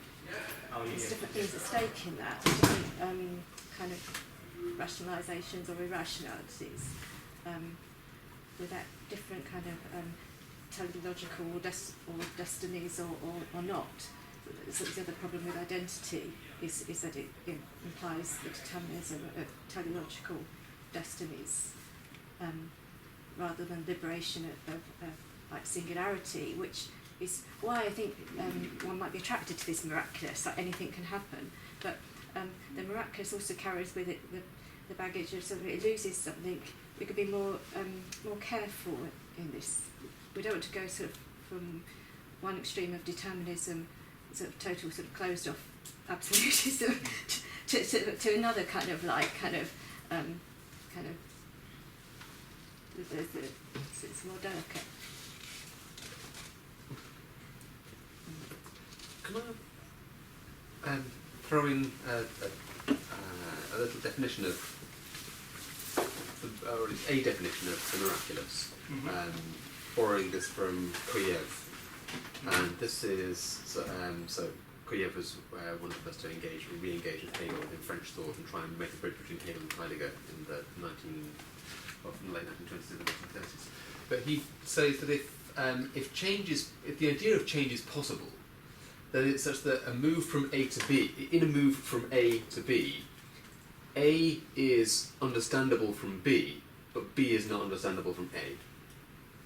And that is, so if you think about that for a moment, it's that you get the sense that you're now at B, and you can understand that you were at A, and therefore there is a relationship between the two.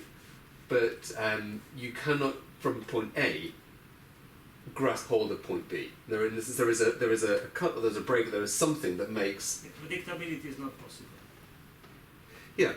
But it's not just that predictability is not possible, but there's what he describes as an incorporation of the future into the present. That there's a radical openness to the future. It's not simply a playing out of your epigenetic formula, your genes playing their way out, that the, if you like, the I and the non-I that I might become are in a sense pre-programmed. It's just simply a case of rolling out. There is a miraculous cut in that time because of the way in which the future suddenly emerges, and it's that we're trying, in a sense, that we're partly trying to deal with.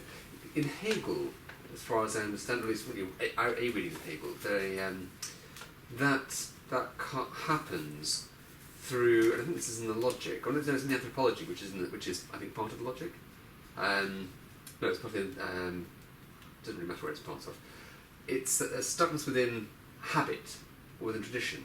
So it's that the habit of being self gets stuck on itself, and there's the way I was thinking about it before is that it's a bit like a mechanism that becomes the spanner in its own works by looking for what's by being caught within the mechanism of habit. Habit itself gets stuck, and it's that sudden stuckness that opens up a moment of possibility within what seems to be a series of moment by moment linear causes that you're moving in, and it's that is, and this is the whole. And it's one of the whole problems for Hegel, one of the whole problems for philosophy, is how spirit, or how essence, or how being emerges from something which isn't, or how it becomes. For Hegel, it's immanent to the system. For Deleuze, it seems as if essence is something which is not anthropogenetic, it's something which is always and eternally always there. So I say it again, essence is always... Essence is eternal, and it exists outside of time. So it's not something it's not something that emerges through a process, through its own dialectical logic. It's not immanent to the system, but in a sense, it is that surface, that lateral cut, and it just kind of exists independently of that process, that movement. He uses various examples as much as there is an image that comes in the second half of the book as the candle reflecting the bull's eye, that it would be upside down, right? It's kind of obscure that Marx takes as a metaphor, because it passes from its pure version to the terminal version. But I would wait to get that. I believe we are absolutely right in this kind of a miracle and emergence. All complexity goes down that way. But it's a sort of a long jump. Unless these that have just described resonates with your, not to put you on the spot, but today is the day that you've got the right to speak first. No, I think I'm just very tired. I can't focus too long. So to be honest, I heard the first part of it, but I couldn't follow the whole through. It's just... Okay, let's rewind back to this problem of identity and representation. We've got that far. Are we sort of comfortable with the fact that a system based on identity implies representation is the one, and therefore we are representing something else? We are sort of deprived of legitimacy in a way. Whether it is the ruler, there's God, there's science, there's destiny, we are sort of owns somewhere else, of somewhere else. Yeah, I'd say autonomy then. There is no autonomy, you're saying? Yeah. Now, Deleuze will put into question your autonomy later on. What it starts from, and what we touched upon earlier, if we have an identity and representation, and one falls out of the description of identity, and one is inclusion and exclusion, we've seen the problems that this can go to. Now, instead, in what we were trying to read here, generalized anti-Hegelianism, difference and repetition have taken the place of the identical and the negative, which is the opposite of identity and contradiction. For difference implies the negative and allows itself to live the contradiction only to the extent that it is subordination to the identical its subordination to the identical it's maintained. The premise of identity. Now, if difference is no longer subordinated to identity, that's what is now trying to explore, unpack, and wrap it in one book. Then what happens? How do we have a logic? Because earlier you were saying there is a logic and there are things with no logic. The whole point is to be able to have a logic outside the linearity of cause and effect, outside the equation, outside the Hegelian way of closing the equation, which is a dialectical. I would say that is poetic. But poetic is a logic. Would you say that your work is illogical? It's whatever. No, but I would make a distinction between methodology of making the work and the way the work works when it works. Okay, and just expand on that. In the sense, of course, it is the stricter logic I can come up with on a methodological way, but then the way it works when it works, it's something that I would call an interference, so that its life is it's all in a relation of elements, and this relation is alive because it's not unfoldable, precisely because it will never get plain and unfolded, and that's why it resists representation. That's why it resists. That's why it's autonomous. So if that is a logic, fair enough. But I would just call it a living performance, something that is alive. But to me, it makes more sense to talk about an absolute individual rather than a logic, because any logic, to my narrow understanding, has to do with the language. But that's logic as linear logic as it has been invented and built and maintained as the logic, the only logic. So much that if you type in Word logic, there is one logic and another. It all constantly marks it as a grammar mistake because there is only logic. There is no other God other than myself. Okay. So there is only logic. You cannot. There is not one logic or the other. That's the paradigm of identity. Now the problem, and the very important problem, is actually to be able to identify and describe other kinds of logic that are equally producing consistent, coherent, correct, valid statements, valid actions, artworks that make sense. So how can we make sense also outside the linear logic of A equals A, cause generates this effect and nothing is left out? Because then It's just that isn't logic coming from discourse, like etymologically, isn't it discoursing? But the assimilation of logic with grammar of language is one way of understanding logic, which has been enjoying a lot of authority in the history of thought, but doesn't have to be necessarily the only one. Besides that, even within that branch of logic, there are now fuzzy logics and other things.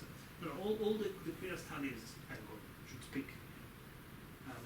Not because they're the only one concerned, but it's dualism excludes everything else, and we are inserting that everything else that would be excluded. Now, thinking or working toward the concept of difference, as Deleuze does, is a way to approach these that seemed excluded, seemed not even excluded and left to the side, annihilated. Because it is this or that, there is no other point. Yeah.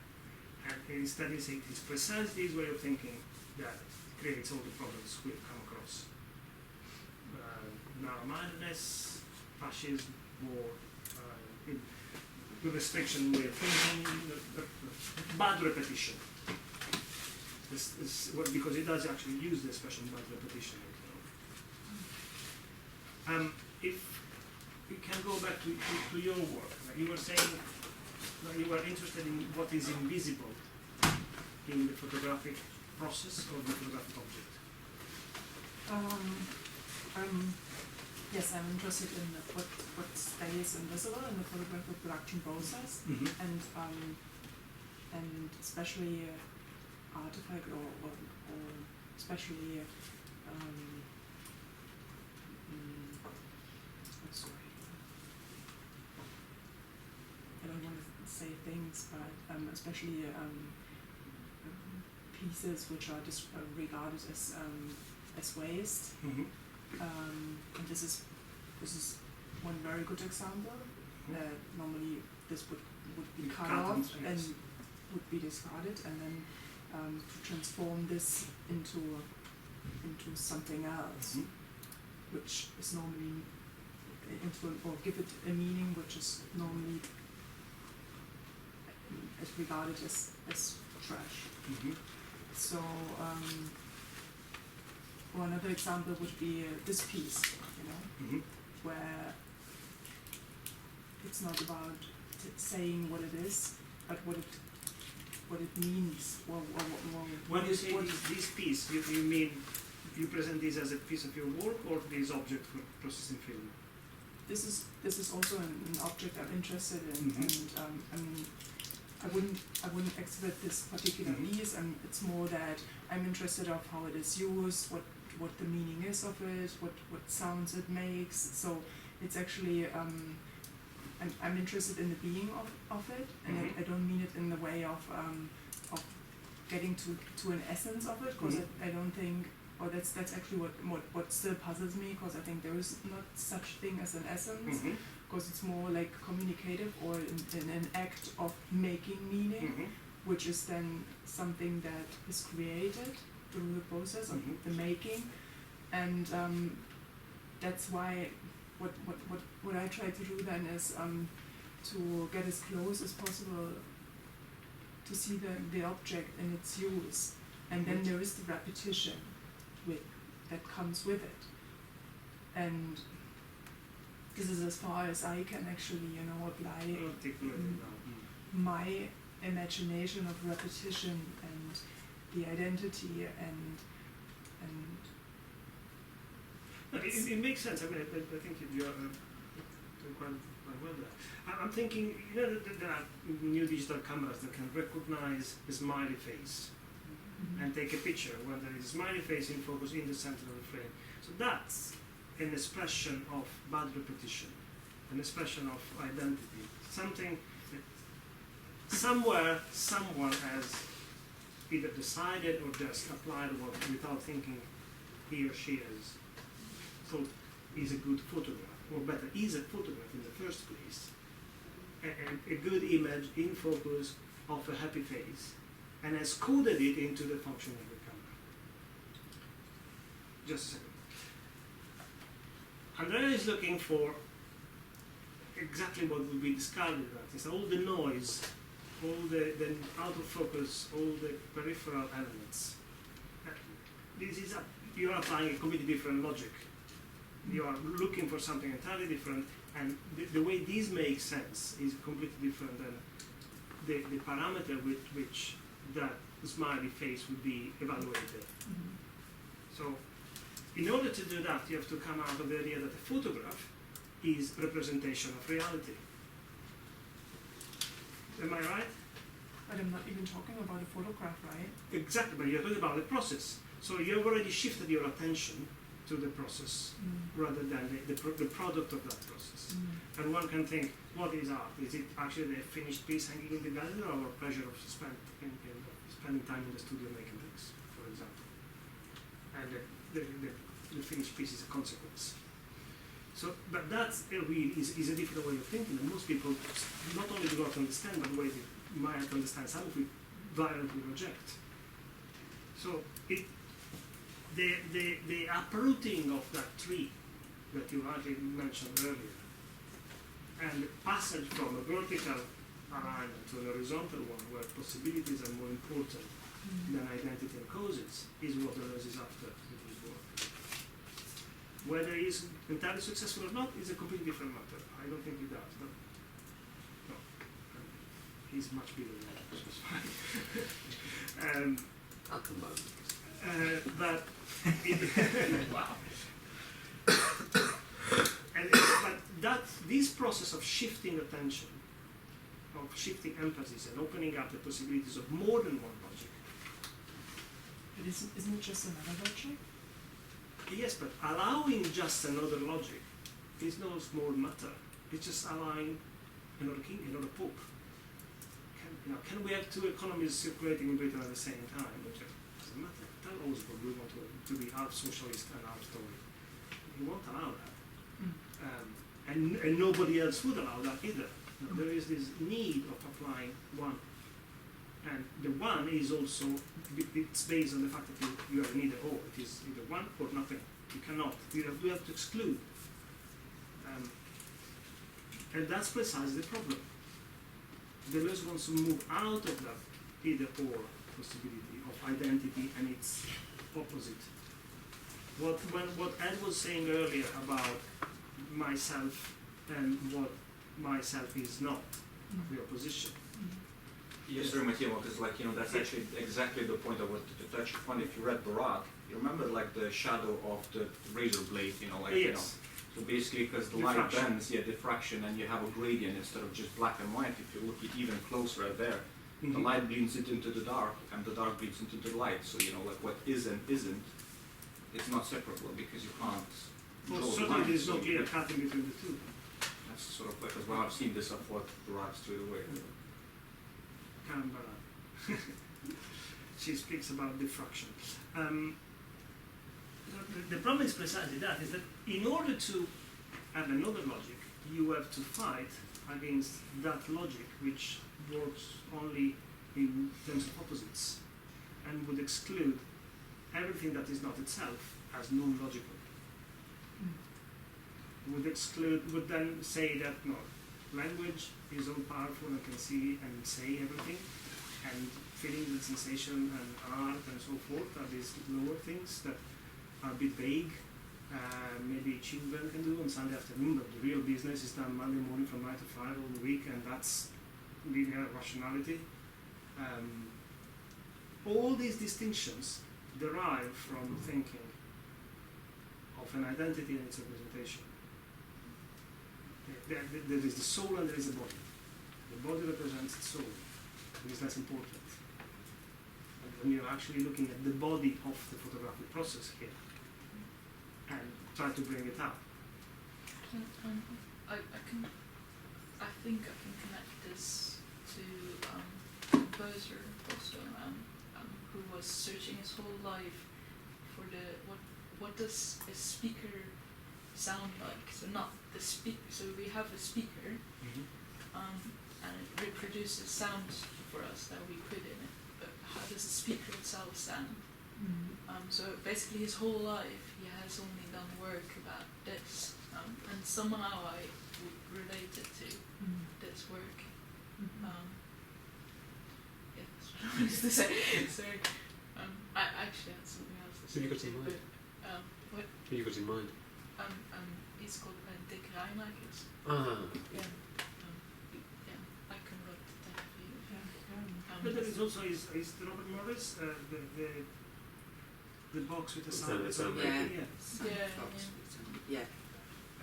Which is very much what you are, the same concept you're aiming at here. The process coming to the fore, rather than what was supposed to be the aim of that process. So the process will be transparent, like the lens. When I started, it is the lens that makes sense. And here, or the chemical process. There is a horrid book about photography by, what's his name? That died in a car accident in the 90s. Philosophy of photography of, I can't remember his name. Where he concentrates all on the optical side and forgets the chemical side. So he says that optics is in black and white, And photography, once it happens, is in color, which makes no sense because it's chemistry that isn't black and white or color. Optics is what it is, the light that comes through it. So he was also forgetting the big part of, a large part of the process that brings the event of photography to the surface. I know another, another example that this photography thing is another artist who was very much focusing on these chapels in Italy that have this oculus. So this round window right above the door where the light shines through on Maria, and he saw this as a camera oscura. So he builds a camera oscura exactly in measurement of this chapel, which makes a bad actually camera oscura the machine, but it's the concept, so that object that he then created became then basically his artwork. But then what he did is that he placed it exactly in front of the chapel, and it's basically what then the chapel saw as landscape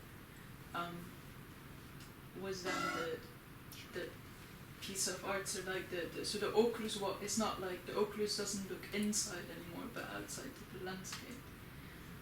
And so this is, and then but because of the wrong size of the whole camera obscura, he only gets pictures of like the above bits, so never from the ground. So he mostly takes a picture of the sky and maybe a bit of some like I don't know, some street lights or something, because it's not always a beautiful picture what you have in front of Italian chapels. There's something else that I forgot now. Oh, and that is then again related to first pictures that people took with cameras, which was unrelated to the landscape. So the landscape, there was painters. You can say if I'm wrong, but it was like painters who were the first people who were really interested in taking pictures.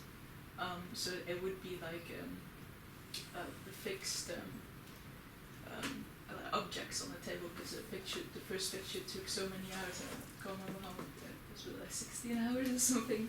It's like the very first picture I ever taken. 7 hours, I think. It was I think it was much longer than that though. Okay.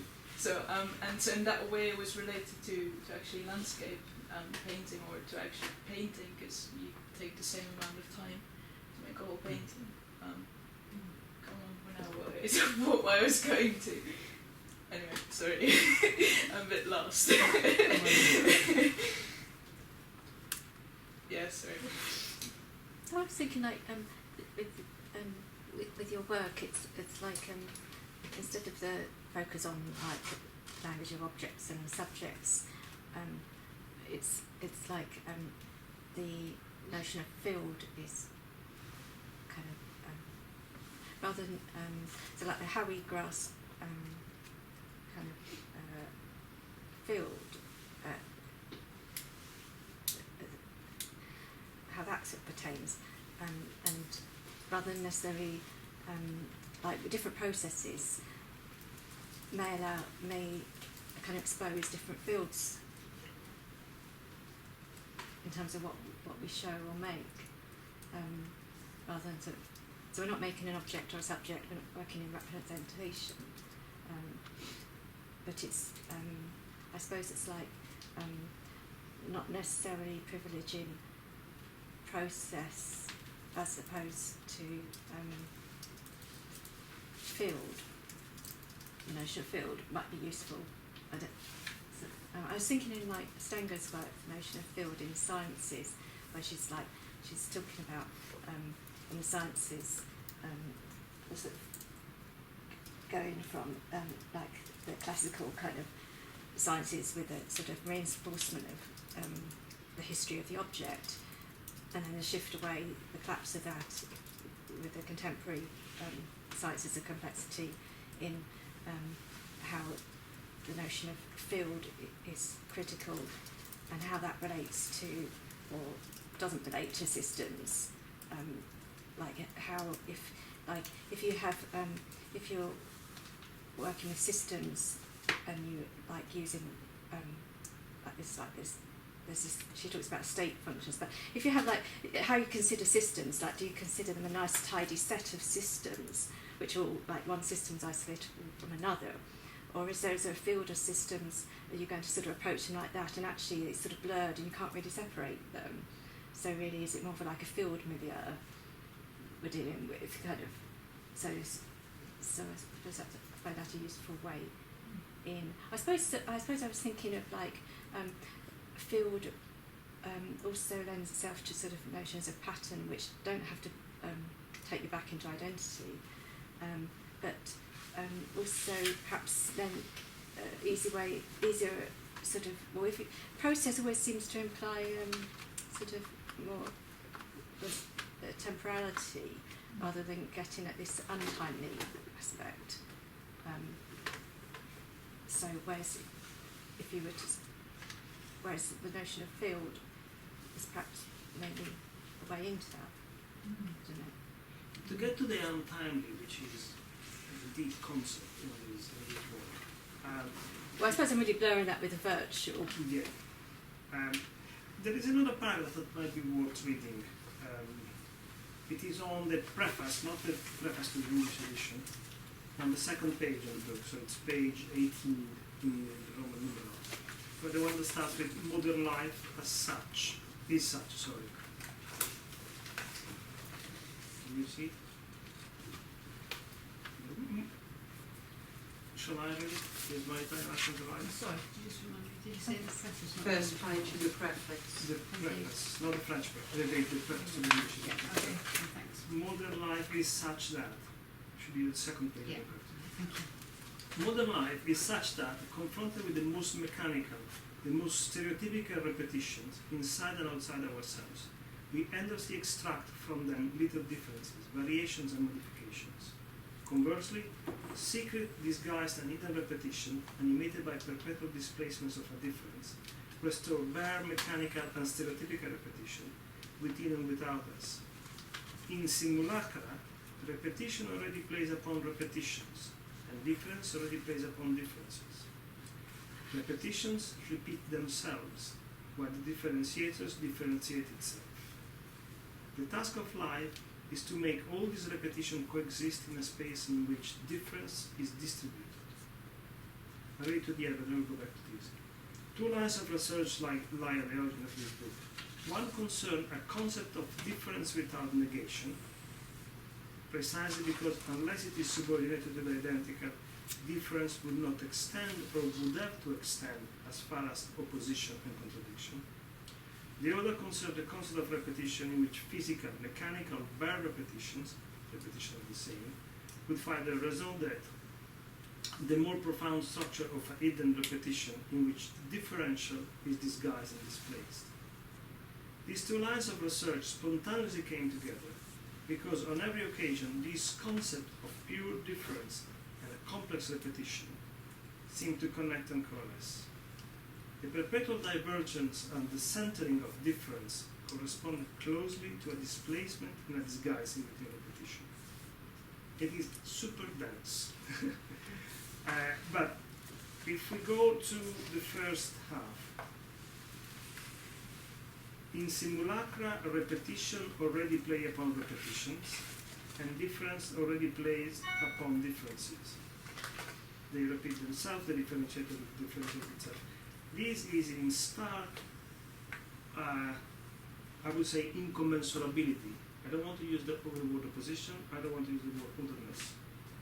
It's simply at somewhere else than identity and representation or identity and opposition.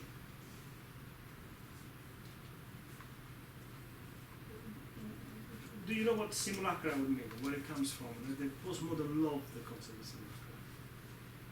A copy without an original. A copy without an original. The copy that pretends to have an original but doesn't. Simulation. It's Latin that has got to do with mirrors and other things.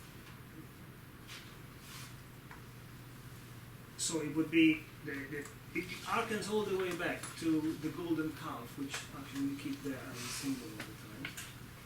You remember the story of the golden calf in the Bible? It's an idol. It's an object that would like to represent a God that is not there. And this is why it is so blasphemous and so terrible. And it is the same problem that Plato had. That it was. You might be familiar with the fact that Plato wanted to banish poets and artists from the city, because their ideal city, because they were in an image of art and poetry that was mimetic, representing reality and painting and describing it. They were making copies of copies. They would have been bad copies, because nature was already a copy of the original idea or form, stated on a metaphysical level.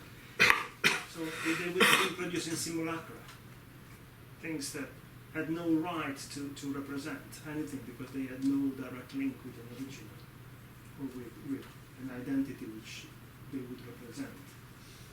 Fake money, impostors. Yeah, sorry. I just found something in my own research that because I'm a composer and musician. I found an instrument that was made, and it was one of the first mechanical instruments to teach birds to sing. So there was a mechanical instrument for each bird. This was in France,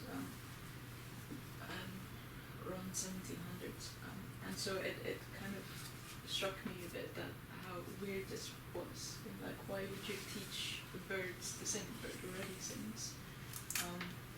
And then I did more and more research into this, and I found a conversation between, I'm not sure if this conversation actually happened, but between the philosophers D'Alembert and Diderot, where they have a really interesting conversation between each other, where they try to take them, they try to make this instrument, this machine, into a human being. So I'm not sure if I completely understand the conversation yet, because I'm still working on that. But at some point he says that we are different than the machine because we have memory, and so we know what we just have done. So we while if you play a note on a harpsichord, then the harpsichord doesn't know that you just play that note on the harpsichord. But then he goes on and on about what if that harpsichord has feelings.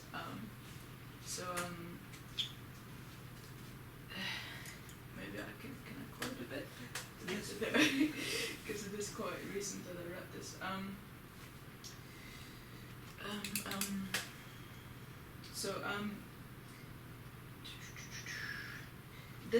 This faculty of the organism connecting up to sounds within him produces and preserves the melody there. Just suppose that your harpsichord has the power to feel and to remember, and tell me if it will not know and respect of its own accord the airs that you have played on its keys.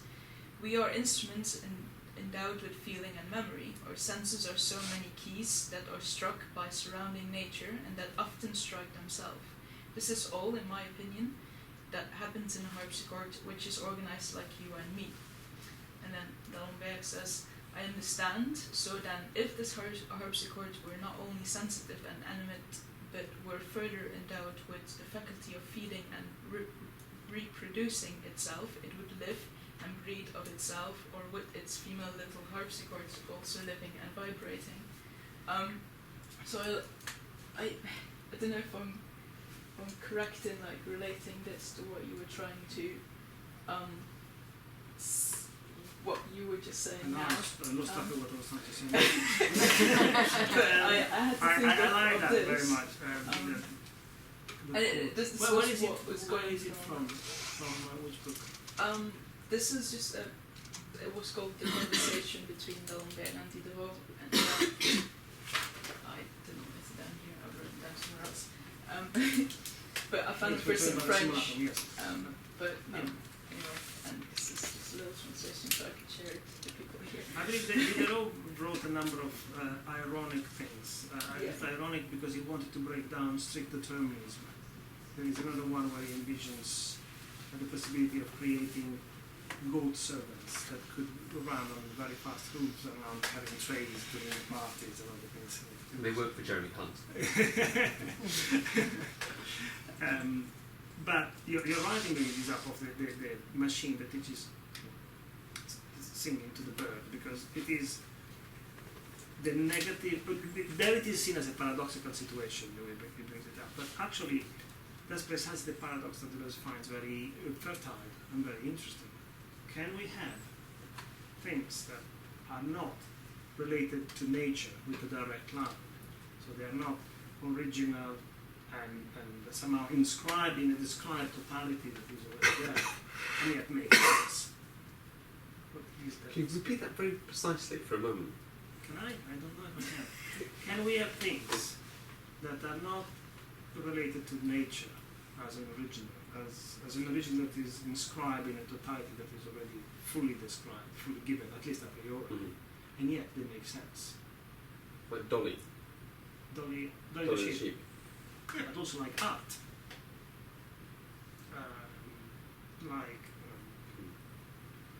Photography that we have here, the computers we are using, the way change is possible. It is precisely because something emerges, as you were describing earlier, and it emerges, and its definition is a singularity, as Laura keeps reminding. It is not commensurable with any original definition. It cannot be reduced to that. There is always more to it. Yeah. And it can be, these can be used in two ways. Deleuze wrote a small, very short essay on Bartlett Bythe's Scrivener of Melville, short story of Melville. And he analyzes the fact that this character, I don't know if you're familiar with it, he's a lawyer in New York in the mid-19th century that needs a secretary, somebody, a copyist. And hires this man, and quite immediately the man, every time something is given to him to do, he says, I rather not. And he does it in such a calm and Nuno-style way that disarms entirely this lawyer that has hired him, and the lawyer does not know what to do, and leaves him there doing nothing, and keeps saying, I rather not, until in the end he just lives in a room in the office, and he wants it to move out, and he says, I rather not.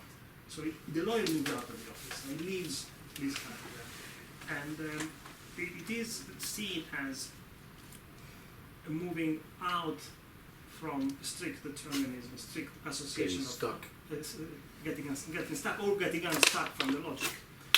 And it is associated with the figure of the idiot of Dostoevsky. These are things that come up in What is Philosophy? Those are the very last two conceptual figures. But precisely because there is more to the logic of sense, that what could be reduced to a deterministic chain of events, cause and effect. So it is always a gift, or it is always a theft. And in this sense, it is a miracle, not in a teleological sense, because it is incommensurable to the element. Now, to be incommensurable, the fact that it is a simulacrum, the image that... But a miracle requires nothing. Sorry? A miracle potentially requires nothing. Yeah, whereas absolutely. like I think like the miracles that he would be talking about require sort of matter, require processes. Yes, but those processes... Pattern. Simulacrum... So it's not nothing. A simulacrum is a representation of, open quotes, nothing, close quotes. Well... It floats on, the image of floating simulacra is common to a number of postmodern authors. Well, he's I would say, like, why he's not a mystic is when he says... I'm not saying it is mystic, I'm saying precisely the opposite. I'm saying well, I think that for me, the miraculous sounds too mystic. We don't use the word that he uses. Well, I think I'm not sure, I think that's been quite slightly read, that bit where he references that miracle, I think that's not quite been read carefully enough in that sentence. I don't think he's actually saying there virtuals to do with like affirming the miraculous. I think, like he says, the virtual as the modality of the differential, and that's in contrast to the possible as the mode of identity. This is, earlier we were talking about that distinction between the T and C, and I know it's jumping, but page 279 is right. Yeah, I'm not saying that we look at that now, but there's further references to the where he in a paragraphs where he obviously makes those distinctions, but there's quite a good one on page 279 if one wants to look at that one. I'm not saying we should jump to that now, but that's just wanted to throw that in as the page reference in case people are interested. I suppose I just don't associate the virtual with this pure difference with like I think it sort of takes something away from that notion to make that notion equivalent to the miraculous. I'm not saying it doesn't share something that the miraculous brings something from nothing, but it's like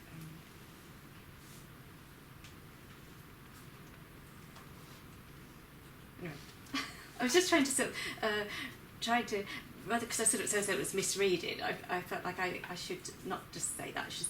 I should try and defend why I'm arguing. So I'm only trying to sort of say something more useful, just like. You wanted to say something. Sorry, I feel like we're somewhere else now. No, we can. No, it's just I found something online on kind of like one of philosophy type kind of websites, kind of topic, that I found quite kind of helpful in thinking about simulacra, I suppose, because there's so we can understand Deleuze's argument by way of reference to his analysis of Plato's three-tiered system of idea, copy, and simulacrum. In order to define something as courage, we can have reference in the end only to the idea of courage, and identical to itself, this idea containing nothing else. Courageous acts and people can thus be judged by analogy with this idea. There are also, however, those who only imitate courageous acts, people who use courage as a front for personal gain, for example. These acts are not copies of this courageous idea, but rather fakes, distortions of the idea. They are not related to this idea by way of analogy, but by changing the idea itself, making it slip. It's that kind of thing that I've been thinking about. And I suppose so where in the dialectic that will try and get put back into that, into the kind of, back into the system, what Deleuze is talking about, like that's the more interesting thing. I suppose that's kind of what we're kind of living. Maybe that's, I don't know, it makes sense. That's the way that I've been thinking about it.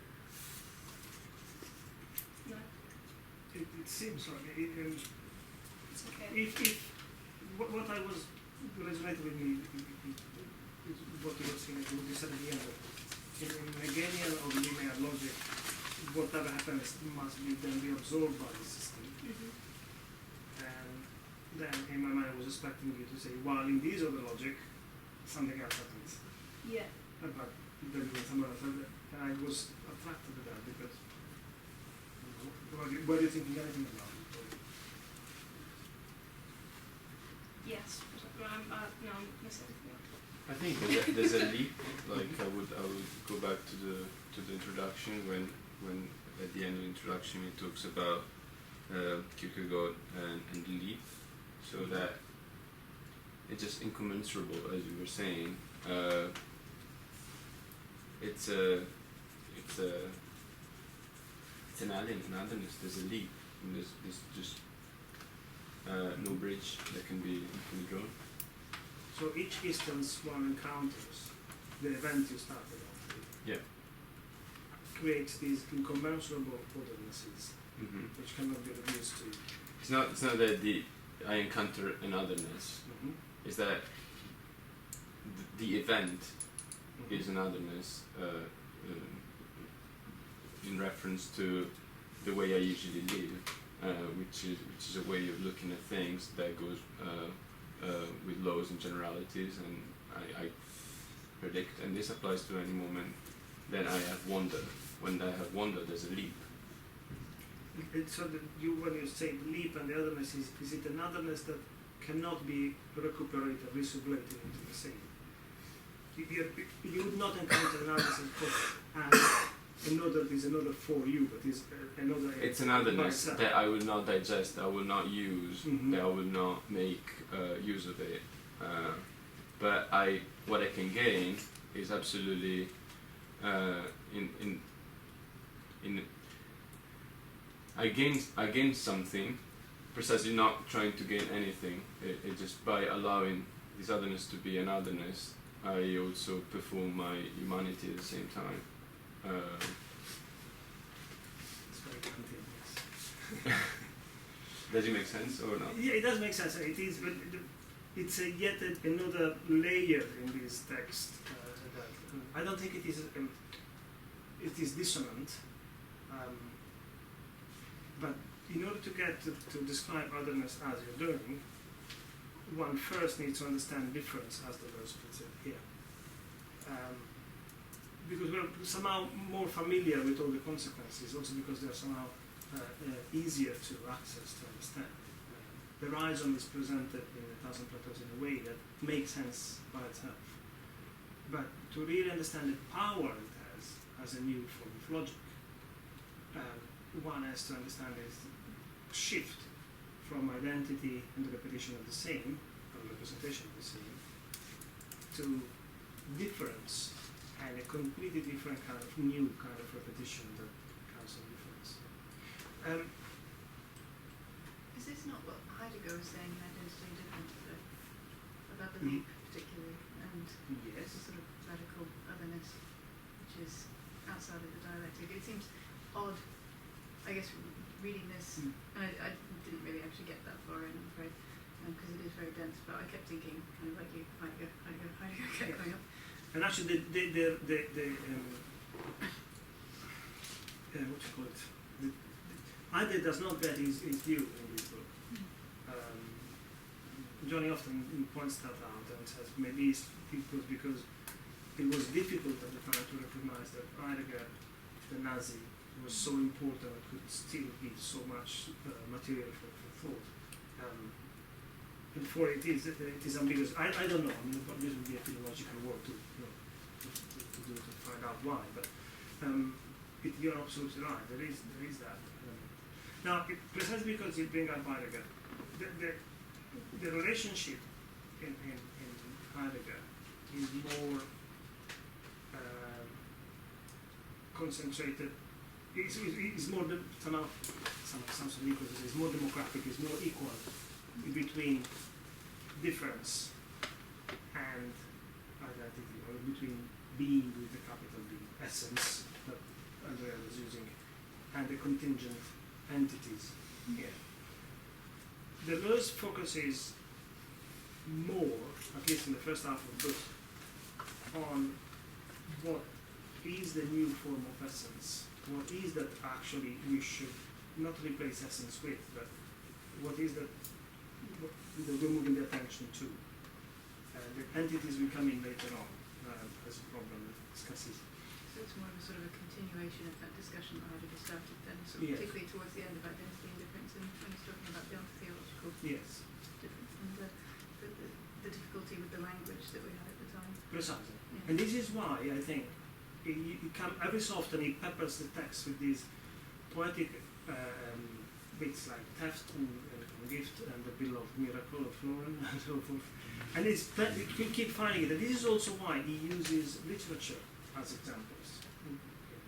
Because linear logic still controls language, as you were saying earlier, that there is only one logic, that's the grammar of language. And the rest, in at least this stage in the history of philosophy, cannot be expressed or accessed directly, cannot be pronounced directly in language. Therefore, one needs to go to these other modes of making sense that are the artistic, the literary, the musical, and so forth. I deeply disagree with that. But one can disagree with that only after having gone through the Deleuze, because he actually breaks the ground, or tears the shroud, you cannot jump from one to the other without, it would make no sense whatsoever. So this echo of Heidegger is extremely strong here, but it goes much further because it also makes it dynamic. If you remember, those that have read Heidegger, we will probably start from it later in the year. Heidegger is concentrating only on the logic of identity created in the relationship between being or substance or essence and the small entities beings. Their relationship creates identity on which existence is grafted.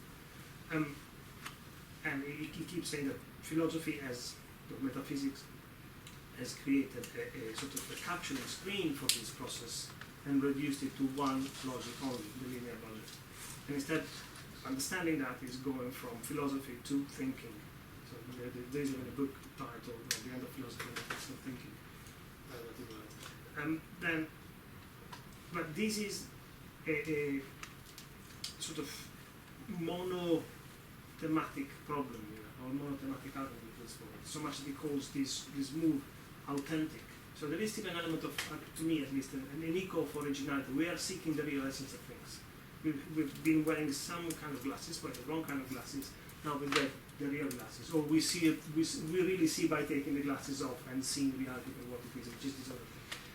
Deleuze opens this up in a fan of bouquet of promises. Not only it starts off with the ontological one, but it becomes applied to everything. Digital, or also to show virtual, that comes in later on, is that. But the problem is exactly that. If there is no identity, therefore no representation, how is this present moment making sense?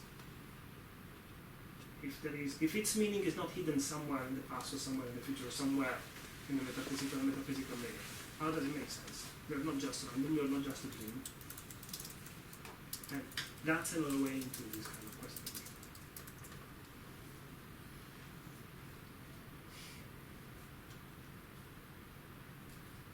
Well, I would say that it makes sense because it doesn't have a sense, because it is really autonomous, meaning that it doesn't go forward trying to project its role in any representational historical way. Mm-hmm.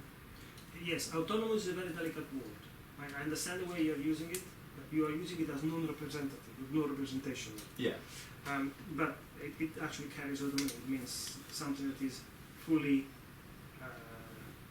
self-completed and can move about by itself, which doesn't apply much. No, it's not self-completed at all. It just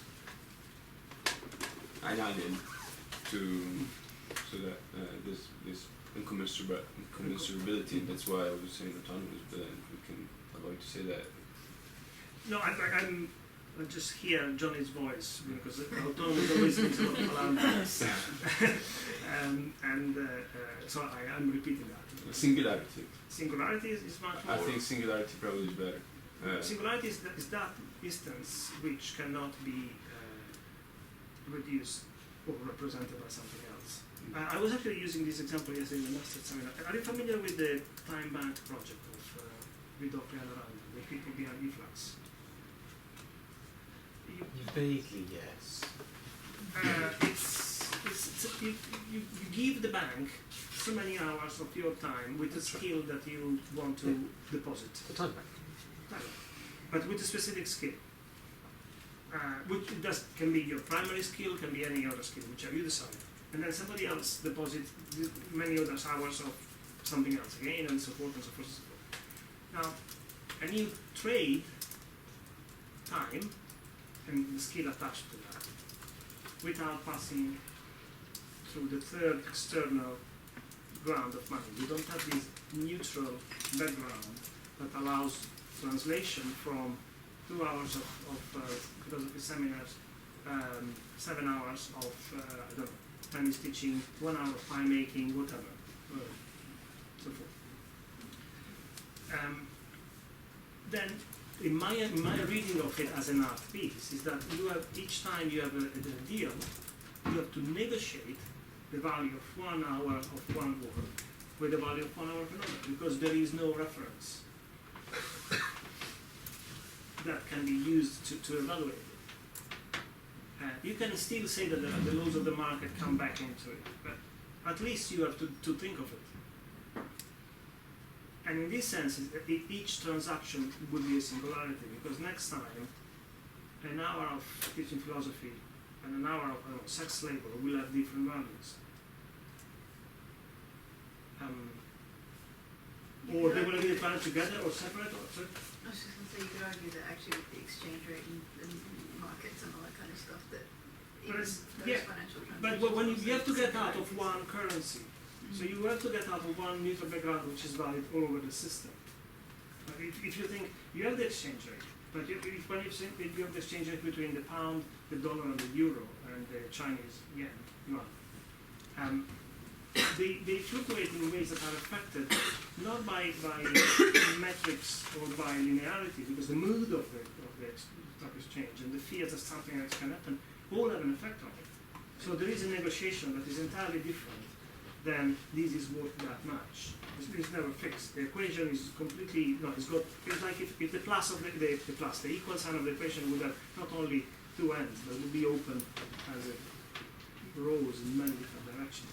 Economics are really interesting from that perspective, then, because if we're on the ground and 5 pence for a glass of water or something like that, then somewhere up there decisions are being my made. glass of water on Ryanair, you see, it costs £2.35. Yeah, but somewhere somebody's decided that, and it changes all the time. Sorry. 5 pence for a carrier bag. So that's in this sense is a singularity. You do not have one reference that is valid universally, to which everything can be reduced. That's the identity that still operates all the way up to Kant forward. He wants to move somewhere else. And then the distribution coming in, we'll see that probably in later things.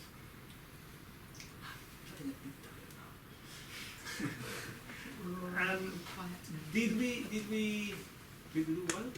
Can we really say, Johnny, we were very good, immediately, got it? How much do we understand of this? Do you feel that it starts making some sense? Yes? Almost brings in more questions, doesn't it? Yes, it does. Well, Just that kind of text, yes. Amount of questions.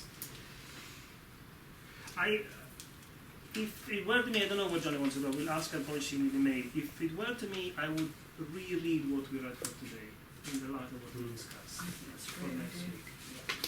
The 2 prefaces and the introduction. It is very useful to read the translator preface, because there are a couple of things that are in the way the create publishing going from French to English, precisely for this issue, you can never translate smoothly. They become clearer precisely in the problem they raise for translation. It's just a page.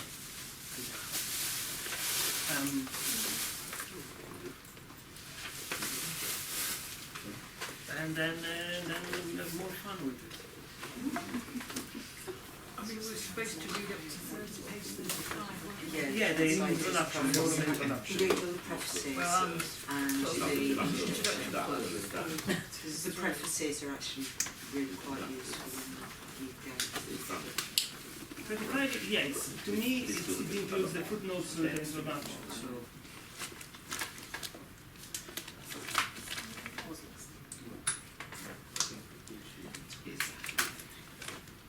Good. Thank you.